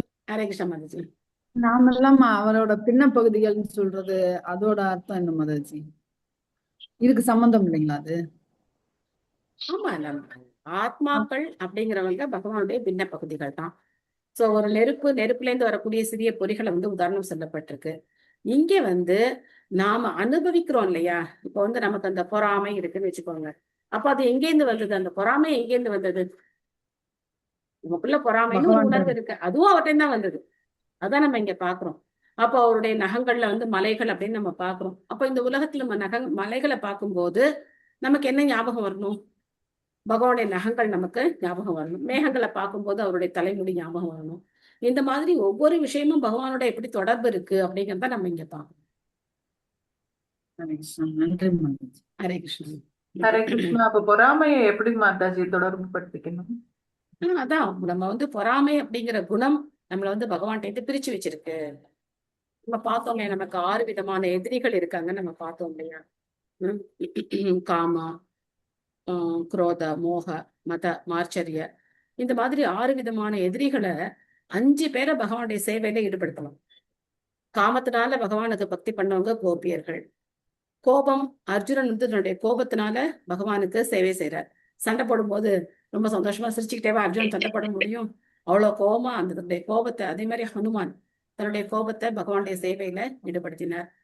சோ இது மாதிரி ஒவ்வொரு விஷயத்தையும் நம்ம பகவானுடைய சேவையில ஈடுபடுத்த முடியும். ஆனா இந்த பொறாமை மட்டும் நம்மளால பகவானுடைய சேவையில ஈடுபடுத்த முடியாது. அது போகணும் அப்படின்னா வைஷ்ணவர்கள் சங்கத்துல இருந்து ஒருத்தர் மேல நம்ம ஒருத்தர் பொறாமப்பட்டுக்காம ஒருத்தரை புகழ்ந்து, ஒரு வைஷ்ணவர் வந்து ஒருத்தவங்க நல்ல கேள்வி கேட்கறாங்க அப்படின்னா, அவங்க அருமையான கேள்விகளை கேட்கறாங்க, நமக்கு அதனால நிறைய நன்மை கிடைக்குது, இவங்க ரொம்ப நல்லா படிக்கிறாங்க, இவங்க அழகத்துல போட்டிருக்காங்க, அந்த மாதிரி ஒவ்வொருத்தர்கிட்ட இருக்கக்கூடிய சிறப்பான குணங்களை நம்ம புகழ ஆரம்பிச்சோம் அப்படின்னா பொறாமை போயிடும். தவறுகளை பார்க்க ஆரம்பிச்சோம் அப்படின்னா பொறாமை மேலும் மேலும் வளர்ந்துகிட்டே போகும். அதனால தவறுகளை சுட்டி காட்டும் போது கூட பொறாமை இல்லாம நம்ம சொல்லணும். பொறாமையோ கோபமோ இல்லாம உண்மையிலேயே அவங்க திருந்தணும். நம்ம குழந்தைகள் கிட்டயே அவங்கள திருத்துறோம் அப்படிங்கிற பேர்ல நம்ம வந்து அடிக்கிறோம், திட்டுறோம், பல விஷயங்கள் பல விதமா நாங்க அவங்கள ட்ரீட் பண்றோம். எல்லாத்துக்கும் காரணம் பொறாமை தான். என்னுடைய குழந்தை அப்படிங்கிற அந்த அகங்காரம் அது பொறாமையா மாறுது. என்னோட குழந்தையா இருந்து நீ எப்படி இந்த மாதிரி பண்ணணும் அப்படின்னு நமக்கு அந்த ஒரு இது வருது. சோ அதனால அந்த எண்ணங்கள் இல்லாம உண்மையிலேயே அந்த குழந்தை நல்லபடியா வரணும் அப்படின்னு நினைச்சு நம்ம அதை கரெக்ட் பண்ணோம் அப்படின்னா நிஜமாவே அந்த குழந்தைங்களும் சரியாவாங்க. அதே மாதிரி நம்ம சுத்தி இருக்கிறவங்க எல்லாருக்கிட்டையும் நம்ம அதே விதமா பழகணும் அப்படின்னாக்க பொறாமை அப்படிங்கிறது நம்மளை விட்டு போகும். இல்லைன்னா இந்த பொறாமை தான் பௌதிக உலகத்துல நம்மளை வந்து கட்டி போட்டு வச்சிருக்கு. பகவானே நம்ம பிரிக்கிற அந்த ஒரு விஷயம் என்னன்னா இந்த பொறாமை தான். எல்லாத்துக்கும் மேல பிரார்த்தனை, எனக்கு பொறாமை இருக்கு கிருஷ்ணா, அந்த பொறாமை போகணும் அப்படின்னு சொல்லி நம்ம பிரார்த்தனை பண்ணி அதை ஒத்துக்கணும், அது போகணும்னு சொல்லி நம்ம போய் பிரார்த்தனை பண்ணி அது மூலம் ஹரே கிருஷ்ணா. ஹரே கிருஷ்ணன் மாதாஜி. மாதாஜி நீங்க எப்படி வந்தீங்க மாதாஜி இந்த கிருஷ்ணா கான்சியஸ்? நான் கிருஷ்ணா கான்சியஸ்க்கு எப்படி வந்தேன்? பெரிய ஸ்டோரி மாதாஜி. நான் வந்து ஜாலியான ஆளு. எனக்கு வந்து ஊர் சுத்தணும், சண்டே ஆனா வீட்டுல சமைக்க கூடாது, ஹோட்டலுக்கு போகணும், அது மாதிரி வெக்கேஷன்னா வந்து எங்கேயாவது இந்த மாதிரி டூர்லாம் போகணும். நான் அந்த மாதிரி பர்சன். எனக்கு வந்து ரொம்ப பக்தி அப்படிலாம் நான் ஒன்றும் ஒரு நார்மலா பெண்கள்லாம் கொஞ்சம் பக்தியெல்லாம் இருப்பாங்கல்ல, எனக்கு அந்த மாதிரியான ஒரு சுபாவம் கூட கிடையாது. ஓகே, சாமி கும்பிடணும், வெட்டிங் டே அப்படின்னா புது புடவை கட்டிக்கிட்டு கோயிலுக்கு போகணும், அந்த மாதிரி பர்சன் தான் நான். ஆனா என்னுடைய தம்பி வந்து எனக்கு வந்து ஆரம்பத்துல இந்த கிருஷ்ண பக்தியை பத்தி கொஞ்சம் கொஞ்சம் சொல்ல ஆரம்பிச்சாரு. ரொம்ப ஆச்சரியமா இருந்தது. நானும் என் தம்பி ரொம்ப க்ளோஸ். நாங்க 2 பேரும் ரொம்ப ரொம்ப க்ளோஸ். ராத்திரி ஃபுல்லா உட்காந்து கூட பேசிட்டு இருப்போம், அவ்வளவு க்ளோஸ் நாங்க 2 பேரும். அந்த மாதிரி கொஞ்சம் கொஞ்சமா சொல்ல ஆரம்பிக்கும் போது எனக்கு நிறைய கொஸ்டின்ஸ் இருந்தது. எனக்கான சின்ன குழந்தையிலேருந்தே நிறைய கேள்விகள் இருந்தது. அந்த கேள்விகளுக்கெல்லாம் பதில் தெரியாமலே இருந்தது. நான் ஏன் வந்து பொண்ணா பிறந்தேன், நான் ஏன் காட்டுல ஒரு மானா பிறக்கல, நான் ஏன் பறவையா பிறக்கல, ஜாலியா பறந்துருக்கலாமே அப்படிலாம் எனக்கு சின்ன வயசுல தோணும். அதுக்கெல்லாம் பதில் என்கிட்ட யார்கிட்ட போய் கேட்கறது அப்படிலாம் தெரியாது. ஸோ அதெல்லாம் கல்யாணம் பண்ணதுக்கு அப்புறம் அதெல்லாம் முடிஞ்சு போச்சு. அதுக்கப்புறம் குடும்பம் பிரச்சனைகள் அப்படியே போயிட்டே இருந்தது. பட் எனக்கு திரும்ப இந்த இதெல்லாம் கேட்கும்போது ஆத்மா பிறவிகள் அப்படிலாம் கேட்கும்போது எனக்கு திரும்ப அந்த பழைய கொஷின்ஸ் எல்லாம் ஞாபகம் வந்தது. அந்த மாதிரி கேள்விகள் எல்லாம் கேட்கும்போது அப்போ மனித பிறவிங்கிறது உயர்வானது அப்படின்னா வந்து தம்பி சொல்லிக்கிட்டே வந்தாரு. அப்புறம் அப்படி போச்சு, எங்களுடைய கதை இப்படியே போச்சு. அப்புறம் நிறைய சம்பவங்கள் என் வாழ்க்கையில நடந்தது. அதெல்லாம் என் தம்பி கிட்ட சொல்லும் போது இந்த 2 ஸ்லோகம் எனக்கு வந்து அவர் வந்து சொன்னாரு. பிரகிருத்தே கிரியமானானி குணை கர்மாணி சர்வசக அகங்கார விமூடாத்மா கர்த்தாக மிதி மன்யத்தே அப்படின்னு என்னை திட்டினாரு. நான் சொன்னேன், எனக்கு புரியாத பாஷையில திட்டுற, இதே பகவத்கீதையை படிச்சு நானும் உன்னை ஏதாவது ஒரு ஸ்லோகம் சொல்லி நான் உன்னை திட்ட போறேன் அப்படின்னு சொல்லி நானும் வந்து நினைச்சேன். பட் வந்து அவர்கிட்ட நான் ஃபுல்லா சரண்டர் ஆயிட்டேன் அதுக்கப்புறம். ஸோ ஒரு சமயத்துல என்னுடைய குரு பத்தி சொல்லும்போது அப்பதான் வந்து நான் ரொம்ப தவறான முறையில அவர்கிட்ட பேசினேன். அப்ப என் தம்பி சொன்னாரு, ஒண்ணு நான் உன்னை கொல்லணும், இல்லைன்னா உன்னுடைய நாக்க நான் அறுக்கணும், அந்த மாதிரி ஏதாவது பண்ண வேண்டி இருக்கும் நீ பேசுறதுக்கு. அதனால நாம இனிமே இந்த கிருஷ்ண பக்தி பத்தி பேச வேண்டாம், உனக்கு இது மண்டையில ஏற மாட்டேங்குது, விட்டுடலாம் அப்படின்னு சொல்லிட்டாரு. அப்புறம் தான் நான் தீவிரமா யோசனை பண்ண ஆரம்பிச்சேன். எனக்கு ரொம்ப பிரியமானவன், எனக்கு என் மேல வந்து அன்பு செலுத்துற ஒருத்தர் எதுக்காக என்கிட்ட இந்த மாதிரி நடந்துக்கணும், இவ்வளவு ஹார்ஷான வார்த்தைகளை எதுக்காக பேசணும் அப்படின்னு ஒரு கேள்வி. அதுக்கப்புறம் நான்வெஜ் சம்பந்தமான கேள்விக்கு அவர் என்ன பதில் சொன்னார் அப்படின்னா, தீவிரவாதியை விட நீ மோசமானவள் அப்படின்னு சொன்னாரு. நான் என்ன யாரை போய் குண்டு வச்சு நான் யாரை கொல்றேன், அவன் குண்டு வச்சு கொல்றான், நீ வந்து கொன்னதை வந்து மசாலா போட்டு சாப்பிட்டுட்டு இருக்க அப்படின்னு சொல்லும்போது எனக்கு அது ரொம்ப அவமானமா இருந்தது. சிச்சி, தீவிரவாதியை விட நம்ம மோசமா, இந்த மாதிரிலாம் வந்து வார்த்தையை கேட்டு இதெல்லாம் சாப்பிடணுமா அப்படின்னு ஒரு எண்ணம் இருந்தது. அதுக்கப்புறம் விட்டுட்டு 2007 ஜூன் மாசம் அந்த என் தம்பி வீட்டு ஓப்பனிங்காக திரு ஜெயபதாக சுவாமி குரு மகாராஜர் கும்பகோணத்துக்கு வர முதல் நான் அவரை பாக்குறேன். அவரை பார்த்த உடனே, அவருடைய கண்களை பார்த்த உடனே அவர் என்கிட்ட கேட்கிற மாதிரி இருந்தது, என்ன எங்கெங்கயோ சுத்திட்டு இருக்க, என்கிட்ட தானே நீ வரணும் அப்படின்னு அவர் என்னை பார்த்து கேட்கிற மாதிரி இருந்தது. எனக்குள்ள இருக்கிற தவறான விஷயங்கள், இதயத்துல இருக்கிற எல்லாத்தையும் அவர் எடுத்துட்டார் அப்படிங்கிற மாதிரி இருந்து அவர்கிட்ட தான் நம்ம சரணடையணும். இவர் தான் நம்ம தேடிக்கிட்டே இருந்தோம் போல இருக்கு, ஜென்ம ஜென்மமா நம்ம தேடிக்கிட்டே இருந்த நபர் இவர் தானோ அப்படின்னு நினைச்சு அப்பல இருந்து என்னுடைய மனசு மாறிடுச்சு. 16 மாலை ஜெபம் பண்ண ஆரம்பிச்சேன். இன்னும் நிறைய இருக்கு. நான் முதல்ல ஜெபம் பண்ண ஆரம்பிச்ச உடனே எனக்கு வந்து ஹாஸ்பிட்டல்ல அட்மிட் பண்ணிட்டாங்க. ஏதோ ஒரு பிரச்சனை வந்து ஹாஸ்பிட்டல்ல கொண்டு போய் அட்மிட் பண்ணிட்டாங்க. அப்புறம் ஹாஸ்பிட்டல்ல மயக்கத்துல நான் வந்து என்ன பண்ணிட்டு இருக்கேன், என்னோட ஜெபமாலை கொடுங்க, என்னோட ஜெபமாலை கொடுங்க அப்படின்னு சொல்லிட்டு நான் ஜெபம் பண்ணிட்டே இருக்கேன். அப்பதான் சாண்டிங்கே பண்ண ஆரம்பிச்சிருக்கேன். ஆனா அது பண்ண உடனே ஹாஸ்பிட்டலைஸ் ஆனா எனக்கு அதை பத்தி எல்லாம் பயம் இல்லை. இல்ல இது நல்லா இருக்கு, இது பண்ணுவோம் அப்படின்னு சொல்லிட்டு நான் பாட்டுக்கு ஜெபம் பண்ணிக்கிட்டே இருந்தேன். அதுக்கப்புறம் மாயாப்பூர் யாத்திரா வந்தேன். அதுக்கப்புறம் புரிஞ்சுக்கிட்டேன், சரி இதுதான் வாழ்க்கை அப்படின்னு. திரும்பி வந்து எங்க வீட்டுல என் கணவர், என்னுடைய 2 குழந்தைகள்கிட்ட சொன்னேன், இந்த மாதிரி வாழ்க்கை ரொம்ப நல்லா இருக்கு, யார் மேலேயும் பொறாமை இல்லை, போட்டி இல்லை, இந்த மாதிரி கூட வாழ முடியுமான்னு தெரியல, இப்படிலாம் கூடவா மனிதர்கள் இருப்பாங்க, ஏன்னா குடும்பம், கூட்டு குடும்பம், வியாபார குடும்பம் அப்படின்னா எவ்வளவு போட்டி பொறாமைகள் இருக்குன்னு உங்களுக்கே தெரியும். பண விஷயமா, எல்லா விஷயத்திலும், சாப்பிடுற விஷயத்துல கூட போட்டி பொறாமைகள்லாம் இருக்கும்.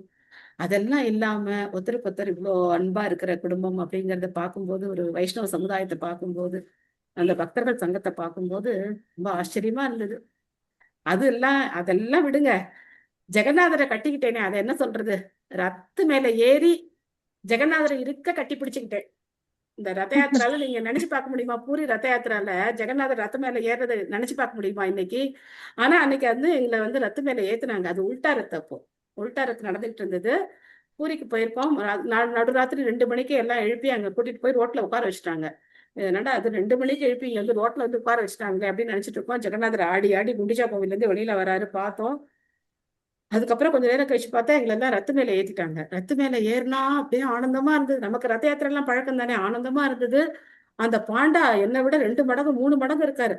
அவர் என்னை பிடிச்சு தள்ளி போய், ஜெகநாதர் நமக்கு இப்படித்தானே சாமி கும்பிட்டு பழக்கம், போய் பகவான் அப்படி கட்டி நமக்கு என்னைக்காவது பழக்கம் இருக்கா? கோவிலுக்கு போனா இப்படித்தானே நம்ம சாமி கும்பிடுவோம்.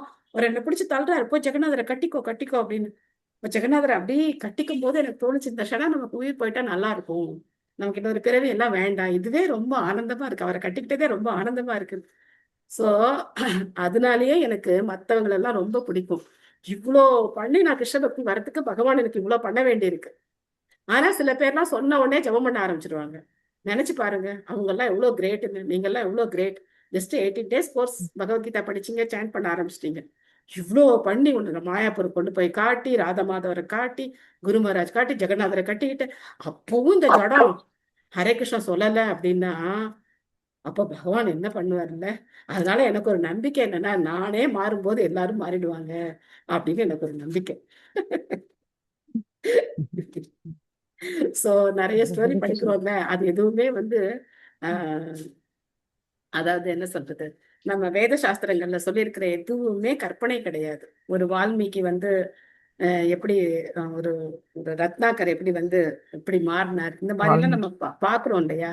அந்த மாதிரி ஒரு மிருகாரி எப்படி வந்து ஒரு பக்தனா மாறினார் அப்படின்னா நம்ம பார்க்கும்போது நாமளும் எத்தனையோ கலங்கங்களோட இருக்கோம். ஆனா பிரபுபாதருடைய கருணையினால, குரு மகாராஜருடைய கருணையினால, பக்தர்களுடைய கருணையினால நம்மளாலே என்ன பண்ண முடியுது, பக்தி பண்ண முடியுது. சோ இதான் மாதாஜியுடைய ஸ்டோரி. ரொம்ப நல்லா. போன ஜென்மத்துல உங்க வாழ்க்கையில கேட்கும்போது எங்களுக்கு ரொம்ப எடுத்துக்காட்டா கண்டினியூஷன். நீங்க அந்த செர்பியன் கமாண்டர் ஸ்டோரி போட்டுதீங்கல்ல மாதாஜி, அந்த மாதிரி இருக்கு. அதுக்கப்புறம் நான் வந்து மாதா வச்சுதான் சொல்லணுமா மாதாஜி? அதுக்கப்புறம் நான் என்ன பண்ண ஆரம்பிச்சேன் அப்படின்னாக்கா, பக்தர்கள் வந்தா எல்லாருக்கும் பிரசாதம் கொடுக்கணும். எத்தனை பேருக்கு இந்த கையால வந்து நான்வெஜ் சமைச்சு போட்டிருப்போம், அதனால இந்த கையால சமைச்சு எல்லாருக்கும் பிரசாதம் கொடுக்கணும் அப்படின்னு சொல்லி 100 பேர் 200 பேர் எத்தனை பேர் வந்தாலும் நான் சமைக்க ஆரம்பிச்சேன். கத்துக்கிட்டு சமைக்க ஆரம்பிச்சேன். கோவில எனக்கு சமைக்கிறது தான் வேலை. சமைக்கிறது எனக்கு ரொம்ப பிடிச்சிருந்தது. அதனால சமைச்சு சமைச்சு பகவானுக்கு நிவேதனம் பண்ணி எல்லாருக்கும் பிரசாதம் கொடுக்கறது, எல்லா பக்தர்கள் காலையும் விழுந்து விழுந்து நமஸ்காரம் பண்றது. இப்பதான் விழுந்து நமஸ்காரம் பண்ண முடியல, ஆனா அப்போ வந்து எல்லா பக்தர்கள் காலையும் விழுந்து நமஸ்காரம் பண்றது. சோ நான் பண்ண தப்புக்கெல்லாம் எல்லார்ட்டையும் போய் மன்னிப்பு கேட்கறது. நிறைய பாவம் பண்ணியிருக்கேன், சிலது ஷேர் பண்ணேன், சிலது ஷேர் பண்ண முடியல. சோ அது மாதிரி யார் வேணா மாறலாம், எல்லாரும் மாறலாம். மாதாஜி 16 மாலையும் மாலை வச்சே சொல்லணுமா மாதாஜி? மாலை வச்சு சொன்னா ரொம்ப நல்லது மாதாஜி. சரி சரி. உங்களால 16 மாலை வச்சு இப்ப ஸ்டார்டிங்ல சொல்ல முடியல அப்படின்னாக்க சொல்றேன் மாதாஜி. ஆனா நான் இந்த யூடியூப் அது போட்டு விட்டு அது கூடவே நான் சொல்லிட்டு இருப்பேன். மத்தபடி அது வந்து நீங்க யூடியூப் கூட சொல்றது, நீங்க சமைக்கும் போது சொல்றது, அதெல்லாம் தனி மாதாஜி. ஓகே. சோ இது வந்து பகவானுக்கான நேரம். அந்த நேரத்தை அவருக்கு கொடுத்து 2 மணி நேரம் வந்து அவரோட நம்ம வந்து ஹரே கிருஷ்ணா, ஹரே கிருஷ்ணா, ஹரே ராம.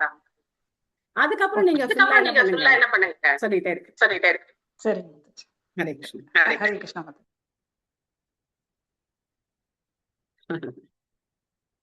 So, அதனால எல்லாரும் பக்தர்களா மாறலாம்.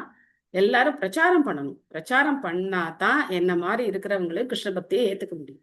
சோ எனக்கு ஒருத்தர் என் தம்பி வந்து கருணையோட இந்த கிருஷ்ண பக்தியை சொல்லி கொடுக்கலன்னா நான் மாறி இருப்பேனா? இதெல்லாம் மாறாது, நான் சொன்ன பேச்சு கேட்காது அப்படின்னு நான் தண்ணி தெளிச்சு விட்டுருந்தான்னு வச்சுக்கோங்க, நான் மாறி இருப்பேனா? மாறதுக்கு வாய்ப்பே கிடையாது. சோ அதனால பொறுமையா இருந்து நம்ம என்ன செய்யணும்? பிரச்சாரம் பண்ணணும். அது ரொம்ப முக்கியம். அதனால எனக்கு இந்த பிரச்சாரம் ரொம்ப பிடிக்கும். ஏன்னா நாமளே மாறி இருக்கோம் அப்படின்னா கண்டிப்பா நாம மற்றவங்களுக்கு உதவி செய்யணும். இதுதான் ஒரே நன்றி கடன். நான் என் தம்பிக்கு செலுத்தக்கூடிய நன்றி கடன் இதுதான், பிரச்சாரம் பண்றதுதான். சோ பிரபுபாதருக்கு, குருதேவருக்கு செய்யற நன்றி கடன். ஓகேவா? வேற ஏதாவது கேள்விகள்? சொல்லுங்க. பிரச்சாரம் பண்ணணும்னு ஆசை இருக்கு மாதாச்சி. நம்மளால பகவத்கீதை கிளாஸ கூட யாரையும் நம்மளால அட்டன் பண்ண வைக்க முடியல மாதாச்சி. வீட்டாளுகளே சொன்னதை கேட்க மாட்டேங்கிறாங்க. வீட்டாளுகள்லாம் கேட்க மாட்டாங்க. வீட்டாளுங்களுக்கு எல்லாம் நம்ம சொல்லவே கூடாது. யார் நம்ம சொன்ன பேச்சு கேட்பாங்களோ அவங்கள்ட்ட சொல்லணும். இப்ப என் தம்பி சரி நான் கேட்டேன் அப்படின்னாக்க எங்க 2 பேருக்குள்ள அந்த உறவு இருந்தது. நாங்க 2 பேரும் ரொம்ப க்ளோஸ். அதனால அந்த உறவுனால நம்ம வந்து அவர் திட்டினாலும் சரி, என்ன பண்ணாலும் சரி, அந்த அன்புனால நான் அவர் சொன்னதை கேட்டேன். அது மாதிரி இல்லாம நமக்குள்ள இருக்கிற பல பிரச்சனைகள்ல நம்ம வந்து வீட்டுல இருக்கிறவங்க பிரச்சாரம் பண்ணோம்னா அவங்க கேட்கறது ரொம்ப கஷ்டம். பிரச்சாரம் பண்றதுங்கிறது உலகம் முழுக்க அது வந்து ஒரு ஓப்பன் ஸ்பேஸ். அதுல நம்ம சர்க்கிள்ல யார் வந்து நம்ம சொன்னதை யார் கேட்பா அப்படின்னு நம்ம வந்து ஒரு சர்வே பண்ணணும். அவங்கள நம்ம கொஞ்சம் கொஞ்சமா வந்து கல்டிவேட் பண்ணணும். சரியா? எனக்கு கூட தான் ஆசை. எனக்கு டியர் ஃப்ரெண்ட்ஸ் எல்லாம் இருக்காங்க, எனக்கு ரொம்ப க்ளோஸ் ஃப்ரெண்ட்ஸ், அவங்க எல்லாம் கிருஷ்ண பக்தியை ஏத்துக்கணும்னு. ஆனா யார்கிட்டயும் அந்த பருப்பு வேக மாட்டேங்குது. என்ன பண்ண முடியும்? அதனால நான் அதெல்லாம் விட்டுட்டு யார் கேட்குறாங்களோ அவங்களுக்கு சொல்லுவோம். இல்லைன்னா நம்ம சொன்னதை கேட்கலன்னு நமக்கு என்ன இருக்கும்? மனசுல ஒரே வருத்தம் வந்துடும். நம்ம சொல்லி யாரும் கேட்க மாட்டேங்க, நம்ம வந்து டிஸ்கரேஜ் ஆயிடுவோம். டிஸ்கரேஜ்லாம் ஆகவே கூடாது. எப்பவுமே நம்ம வந்து பிளிஸ்ஃபுல்லா நம்ம வந்து பிரச்சாரம் பண்ணிக்கிட்டே இருக்கணும். சரி, நான் 3 மாசம்தான் பகவத்கீதை எடுத்து படிக்க ஆரம்பிச்சு அதுக்கப்புறம் பிரச்சாரம் பண்ண ஆரம்பிச்சிட்டேன். 2007 ஜூன்ல வந்தேன்னா 2008லயே நான் வந்து பிரச்சாரம் பண்ண ஆரம்பிச்சிட்டேன். பிரச்சாரம் பண்ணி நித்யானந்த திரியதர்சியப்போ நான் என்னுடைய ஃபர்ஸ்ட் பக்தி என்ன சொல்றது பக்தி ரிக்ஷா கிளாஸ் வந்து எடுக்க ஆரம்பிச்சேன். நிறைய தவறுகள் பண்ணியிருக்கேன், கொஞ்சம் கொஞ்சமா மாறி இப்பவும் தவறுகள் பண்ணிக்கிட்டே இருக்கேன். ஆனா நீங்க எல்லாம் பொறுமையா கேக்குறீங்க, அதனால ஜாலியா நம்ம கிளாஸ் போயிட்டே இருக்கு. அது டாக்டர் இல்ல எப்படி இருக்கா மாதாஜி? நல்லா இருக்கா மாதாஜி? நல்லா இருக்கா மாதாஜி? பேத்தியும் நல்லா இருக்கு. எங்களுக்கும் இந்த படிக்கிறோம் மாதாஜி. ஆனா சந்தோஷம் மாதாஜி. பேர் பட்டுட்டே இருக்கோம் மாதாஜி. நல்லபடியா பகவானோட கருணை என்ன நடக்கிறதோ அது நடக்கட்டும் மாதாஜி. மாதாஜி இப்ப நம்ம படிக்கிறோம் மாதாஜி. ஆனா இப்ப படிக்கிறோம் பார்த்தேன், அப்புறமா நமக்கு அந்த இருக்க மாட்டேங்குது மாதாஜி. மைண்ட்ல நிக்க மாட்டேங்குது. ஒரு தடவை படிச்சா மனசுல வந்து நிக்கவே நிக்காது மாதாஜி. ஏன்னா நம்ம வந்து இதெல்லாம் மறந்து பல யுகங்களா எத்தனையோ பிறவிகளா நம்ம சுத்திக்கிட்டே இருக்கோம். இப்பதான் இதெல்லாம் படிக்க ஆரம்பிச்சிருக்கோம். அதனால ஒரு ஷார்ட்ல இதெல்லாம் ஞாபகம் இருக்காது. நான் என்ன சொல்ல வரேன்னா, ஒரு கிளாஸ் நீங்க ஒரு 1 hour அட்டன் பண்றீங்களா, ஏதாவது ஒரு 5 பாயிண்ட் நம்ம படிச்சதில்ல. நாம நிறைய ஸ்லோகம் படிக்கல, கிட்டத்தட்ட ஒரு 5 ஸ்லோகம் 6 ஸ்லோகம் படிக்கிறோம். சில சமயங்கள்ல 8, 9, 10 ஸ்லோகம் தான் நம்ம படிக்கணும். அதுக்கு மேல நம்ம படிக்கிறது இல்ல. ஒரு ஸ்லோகத்துல இருந்து ஒரு விஷயத்த நீங்க ஞாபகம் வச்சுக்கோங்க. ஓகே, அப்படி ஞாபகம் வச்சுக்கிட்டா கூட இன்னைக்கு ஒரு கிளாஸ்ல ஒரு 5 பாயிண்ட் நீங்க ஞாபகம் வச்சுக்கிட்டீங்க. அதனாலதான் நான் வந்து ரீகால் பண்றேன், நேத்து நம்ம என்ன கேட்டோம் அப்படின்னு ரீகால் பண்றோம். சோ அது நோட்டை பார்த்து சொல்லாம, நம்ம எழுதுனதை பார்த்து சொல்லாம மனசுல இருந்து சொல்ல ஆரம்பிச்சோம் அப்படின்னா மனசுல தங்க ஆரம்பிக்கும். நம்ம சொல்றோம் அப்படின்னா நம்ம வந்து ஞாபகம் வச்சுப்போம். பிரச்சாரம் பண்றதுக்கு 2 காரணம். ஒண்ணு, நம்மளுடைய மெமரி பவர் இன்க்ரீஸ் ஆகும். இன்னொன்னு, நாம திருந்துவோம். சொல்ல சொல்ல சொல்ல நாம திருந்துவோம். இப்ப நான் உங்கள்கிட்ட வந்து பொறாமை இருக்கக்கூடாது அப்படின்னு நான் சொல்லிட்டு நான் யாரை பார்த்தாது பொறாமப்படும் போது எப்படி இருக்கும்? மனசு பரமாத்மா சுட்டி காட்டுவாரா இல்லையா? நீ பேசுனல்ல உனக்கு பொறாமை இருக்கே அப்படின்னு. அப்ப நம்ம திருந்தறதுக்கு ஒரு வாய்ப்பு. ரெண்டு விஷயம், பிரச்சாரம் பண்ண பண்ண பண்ண சாஸ்திரம் நமக்கு நல்லா வந்து உள்ள இறங்கும். இன்னொன்னு நாம வந்து திருந்தறதுக்கு நமக்கு சுலபமா வாய்ப்பு, திருந்தறதுக்கான வாய்ப்பு பிரச்சாரம் தான். நீங்க குழந்தைங்களை கூட்டி வச்சு ஹரே கிருஷ்ண மந்திரம் சொல்லி கொடுத்து பாருங்க, இவ்வளவு அழகா ஜெபம் பண்றாங்க பாருங்க. அவங்களுடைய உற்சாகத்தை பார்க்கும்போது நமக்கு எப்படி இருக்கும்? ரொம்ப உற்சாகமா இருக்கும்.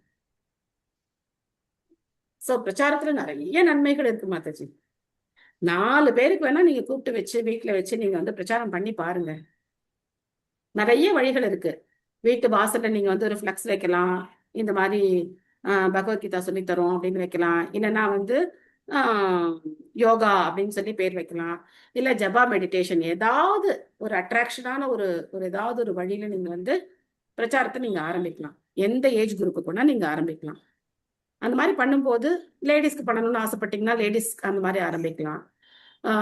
என்ன சொல்லலாம், உங்களுடைய பிரச்சனைகள் எல்லாம் தீர வேண்டுமா, ஏதாவது அட்ராக்டிவா ஒரு ஒண்ணு கொடுத்து நீங்க அந்த மாதிரி ஏதாவது ஹெட்டிங் கொடுத்து அந்த மாதிரிலாம் பண்ணும்போது மக்கள் ஆட்டோமேட்டிக்கா வருவாங்க. எல்லாருக்கும் தேவை, யாருக்கு தேவையோ அவங்க வந்து எடுத்துப்பாங்க. சரியா?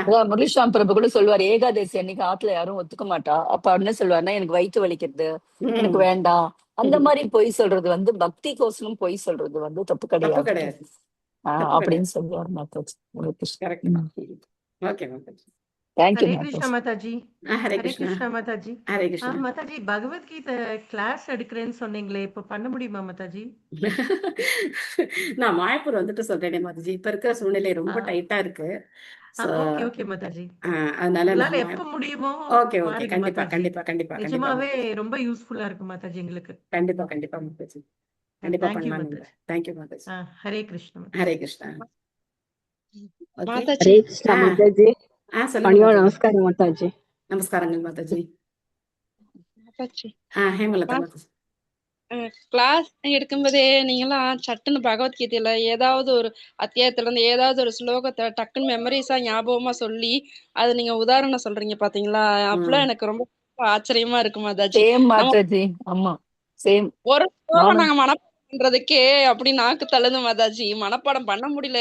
நான் கொட்டி கொட்டி கொட்டி சொன்னாலும் மண்டையில ஏற மாட்டேங்குது மாதாஜி. ரொம்ப ஈஸி மாதாஜி, மனப்பாடம் பண்றதுலாம் ரொம்ப கஷ்டம் கிடையாது, ரொம்ப ஈஸி தான். என்ன, நமக்கு எந்த விஷயத்துல ஆர்வம் இருக்கோ அது நமக்கு ஆட்டோமேட்டிக்கா வரும். இப்போ எப்படி சொல்றது, ஒரு சமைக்கவே பிடிக்காத ஒரு பொண்ணை கொண்டு போய் கிச்சன்ல விட்டு நீ வந்து சாம்பார் வைன்னு சொன்னா அது சாம்பாரா இருக்குமா சொல்லுங்க? ஆனா அதுல இன்ட்ரெஸ்ட் இருக்கிற ஒருத்தவங்களுக்கு தெரியாதுன்னா கூட நீ இதை செய்யுமா அப்படின்னா, அந்த இன்ட்ரெஸ்ட் இருக்குன்னா என்ன பண்ணுவாங்க, எதையோ செஞ்சு வந்து அவங்க வந்து அதை ஃபுல்லா வந்து பண்ணி முடிச்சிருவாங்க. அந்த மாதிரி எனக்கு ஜென்ரலா படிக்கிறதுல எனக்கு ரொம்ப ஆர்வம் இருக்கு, படிக்கணுங்கிறதுல ரொம்ப ஆசை இருக்கு. என்னென்னத்தையோ படிச்சிருக்கேன், பொன்னியின் செல்வன் அது இதுன்னு என்னென்னத்தையோ ராத்திரி பகலா உட்காந்து படிப்பேன். அதே மாதிரி பாகவதம் பகவத்கீதை படிக்க ஆரம்பிச்சேன். பக்தி விருக்ஷா மேனுவல் இருக்கு, நம்ம இந்த மாதிரிலாம் கவலைப்படவே வேண்டாம். எனக்கு ஸ்லோகம் சொல்ல வரல அது வரலாம் கவலைப்படவே வேண்டாம். பக்தி விருக்ஷாக்கு மேனுவல் வந்து தமிழ்லயே இருக்கு. நான் ப்ரீச்சிங் பண்ண காலத்துல இங்கிலீஷ்ல இருந்தது, அதை உட்காந்து நான் டிரான்ஸ்லேட் பண்ணி தமிழ்ல எழுதி அதை டைப் பண்ணி அதை வர்றவங்களுக்கு கொடுத்து அந்த மாதிரிலாம் பண்ணேன். இப்பெல்லாம் அந்த மாதிரி கஷ்டம்லாம் ஒன்றும் கிடையாது, எல்லாமே ரெடிமேடா இருக்கு. நீங்க அந்த மேனுவலை எடுத்துக்கிட்டு நீங்க அதுபடி நீங்க ஃபாலோ பண்ணா கூட ஈஸியா நீங்க வந்து பிரச்சாரம் பண்ணலாம். அது எங்க கிடைக்கும் மாதாஜி? மெட்டீரியல் வந்து பக்தி விருக்ஷா புக்கு ஒரு செட்டே இருக்கு மாதாஜி. இஸ்கான்ல போய் கேட்டீங்கன்னா கூட கிடைக்கும். இல்லைன்னா இஸ்கான் டிசையர்ட்ரியில போனீங்கன்னா கூட நீங்க அதை உங்களுக்கு அந்த அக்சஸ் உங்களுக்கு பண்ண தெரியும் அப்படின்னாக்க நீங்க அதுல இருந்து கூட எடுக்கலாம். மாதாஜி பக்தி ஸ்லோக புக்கா மாதாஜி? ஸ்லோகா புக் இல்லம்மா, அது வந்து பிரச்சாரம் பண்றதுக்கான ஒரு வழிகாட்டி. அதுல எப்படி மாதாஜி என்கிட்ட பிடிஎஃப் இருக்குங்க மாதாஜி. பக்தி விருக்ஷாக்கு இருக்கா? இருக்குங்க மாதாஜி. அதை நீங்க ஃபாலோ பண்ணலாம் மாதாஜி. ஃபாலோ பண்ணி உங்க லேடிஸ் கிளப் அந்த மாதிரி உங்களுக்கு உங்க சர்க்கிள் எப்படி இருக்கோ, உங்களுக்கு யாருக்கு தெரியுமோ, உங்களை யாருக்கு தெரியுமோ, அல்லது ஃப்ரெண்ட்ஸ் இல்ல அவங்களோட ஃப்ரெண்ட்ஸ், நீங்க வந்து ஒரு 100 பேரை கூப்பிட்டீங்கன்னா 10 பேர் வருவாங்க. 100 பேரும் வந்துருவாங்க, 100 பேரும் வந்து பக்தர்கள் ஆயிடுவாங்க அப்படின்னா நம்ம வந்து ஆரம்பத்துல எதிர்பார்க்க கூடாது. 100 பேர் கூப்பிட்டோம்னா ஒரு 10 பேர் வருவாங்க, அதுல ஒருத்தர் கிருஷ்ண பக்தியை எடுத்துப்பாங்க. சரியா? எனக்கு தெரிஞ்ச அது.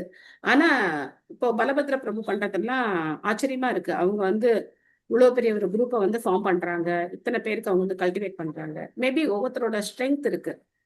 நம்மளால என்ன முடியுமோ அதை நம்ம பண்ண வேண்டியதுதான். யாரையும் பார்த்து கம்பேர் பண்ணி நீங்க இப்படி பண்றீங்க, என்னால உங்களை மாதிரி பண்ண முடியாது அப்படிலாம் நினைக்க கூடாது. உங்களுக்கு தனிப்பட்ட ஒரு ஒரு சக்தியை பகவான் கொடுத்திருக்காரு. அதை நீங்க வேற யாரோடையாவது கம்பேர் பண்ணி அதை நீங்க குறைச்சு பார்க்க கூடாது.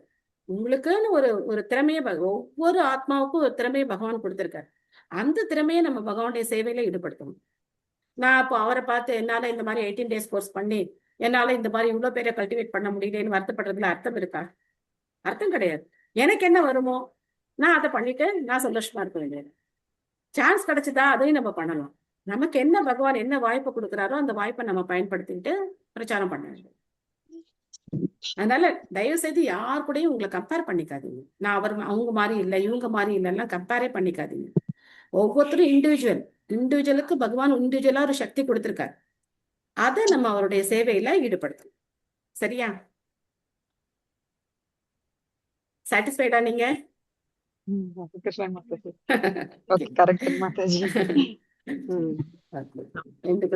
ட்ரை பண்றோம் மாதாஜி. ட்ரை பண்ணுங்க, கண்டிப்பா ட்ரை பண்ணணும். எல்லாரும் ஒவ்வொருத்தரும் ஒவ்வொரு பாகவதம் குரூப் ஆரம்பிச்சு ஒவ்வொருத்தரும் இந்த மாதிரி படிக்க வச்சிங்க அப்படின்னாலே பெரிய சக்சஸ் நமக்கு. ஓகே, எண்டு கொடுத்தலாம் நம்ம. வஞ்சா கல்பத்தா கிருபா சிந்ததே வஞ்சா பதிதானாம் பாவனேப்யோ வைஷ்ணவேப்யோ நமோ நமः. அனந்த கோடி வைஷ்ணவ वृंद की जय, श्रील प्रभुपाद की जय. बहुत प्रेमानंते हरि हरि बोल. Thank you all. Hare Krishna Hare Krishna. நன்றி மாதாஜி. நிறைய கத்துண்டோம் மாதாஜி இன்னைக்கு. ஹரே கிருஷ்ணா. தேங்க்யூ மாதாஜி. தேங்க்யூ ஹரே கிருஷ்ணா. தேங்க்யூ மாதாஜி. Hare Krishna. Hare Krishna. Thank you. Thank you. End கொடுத்துறேன்.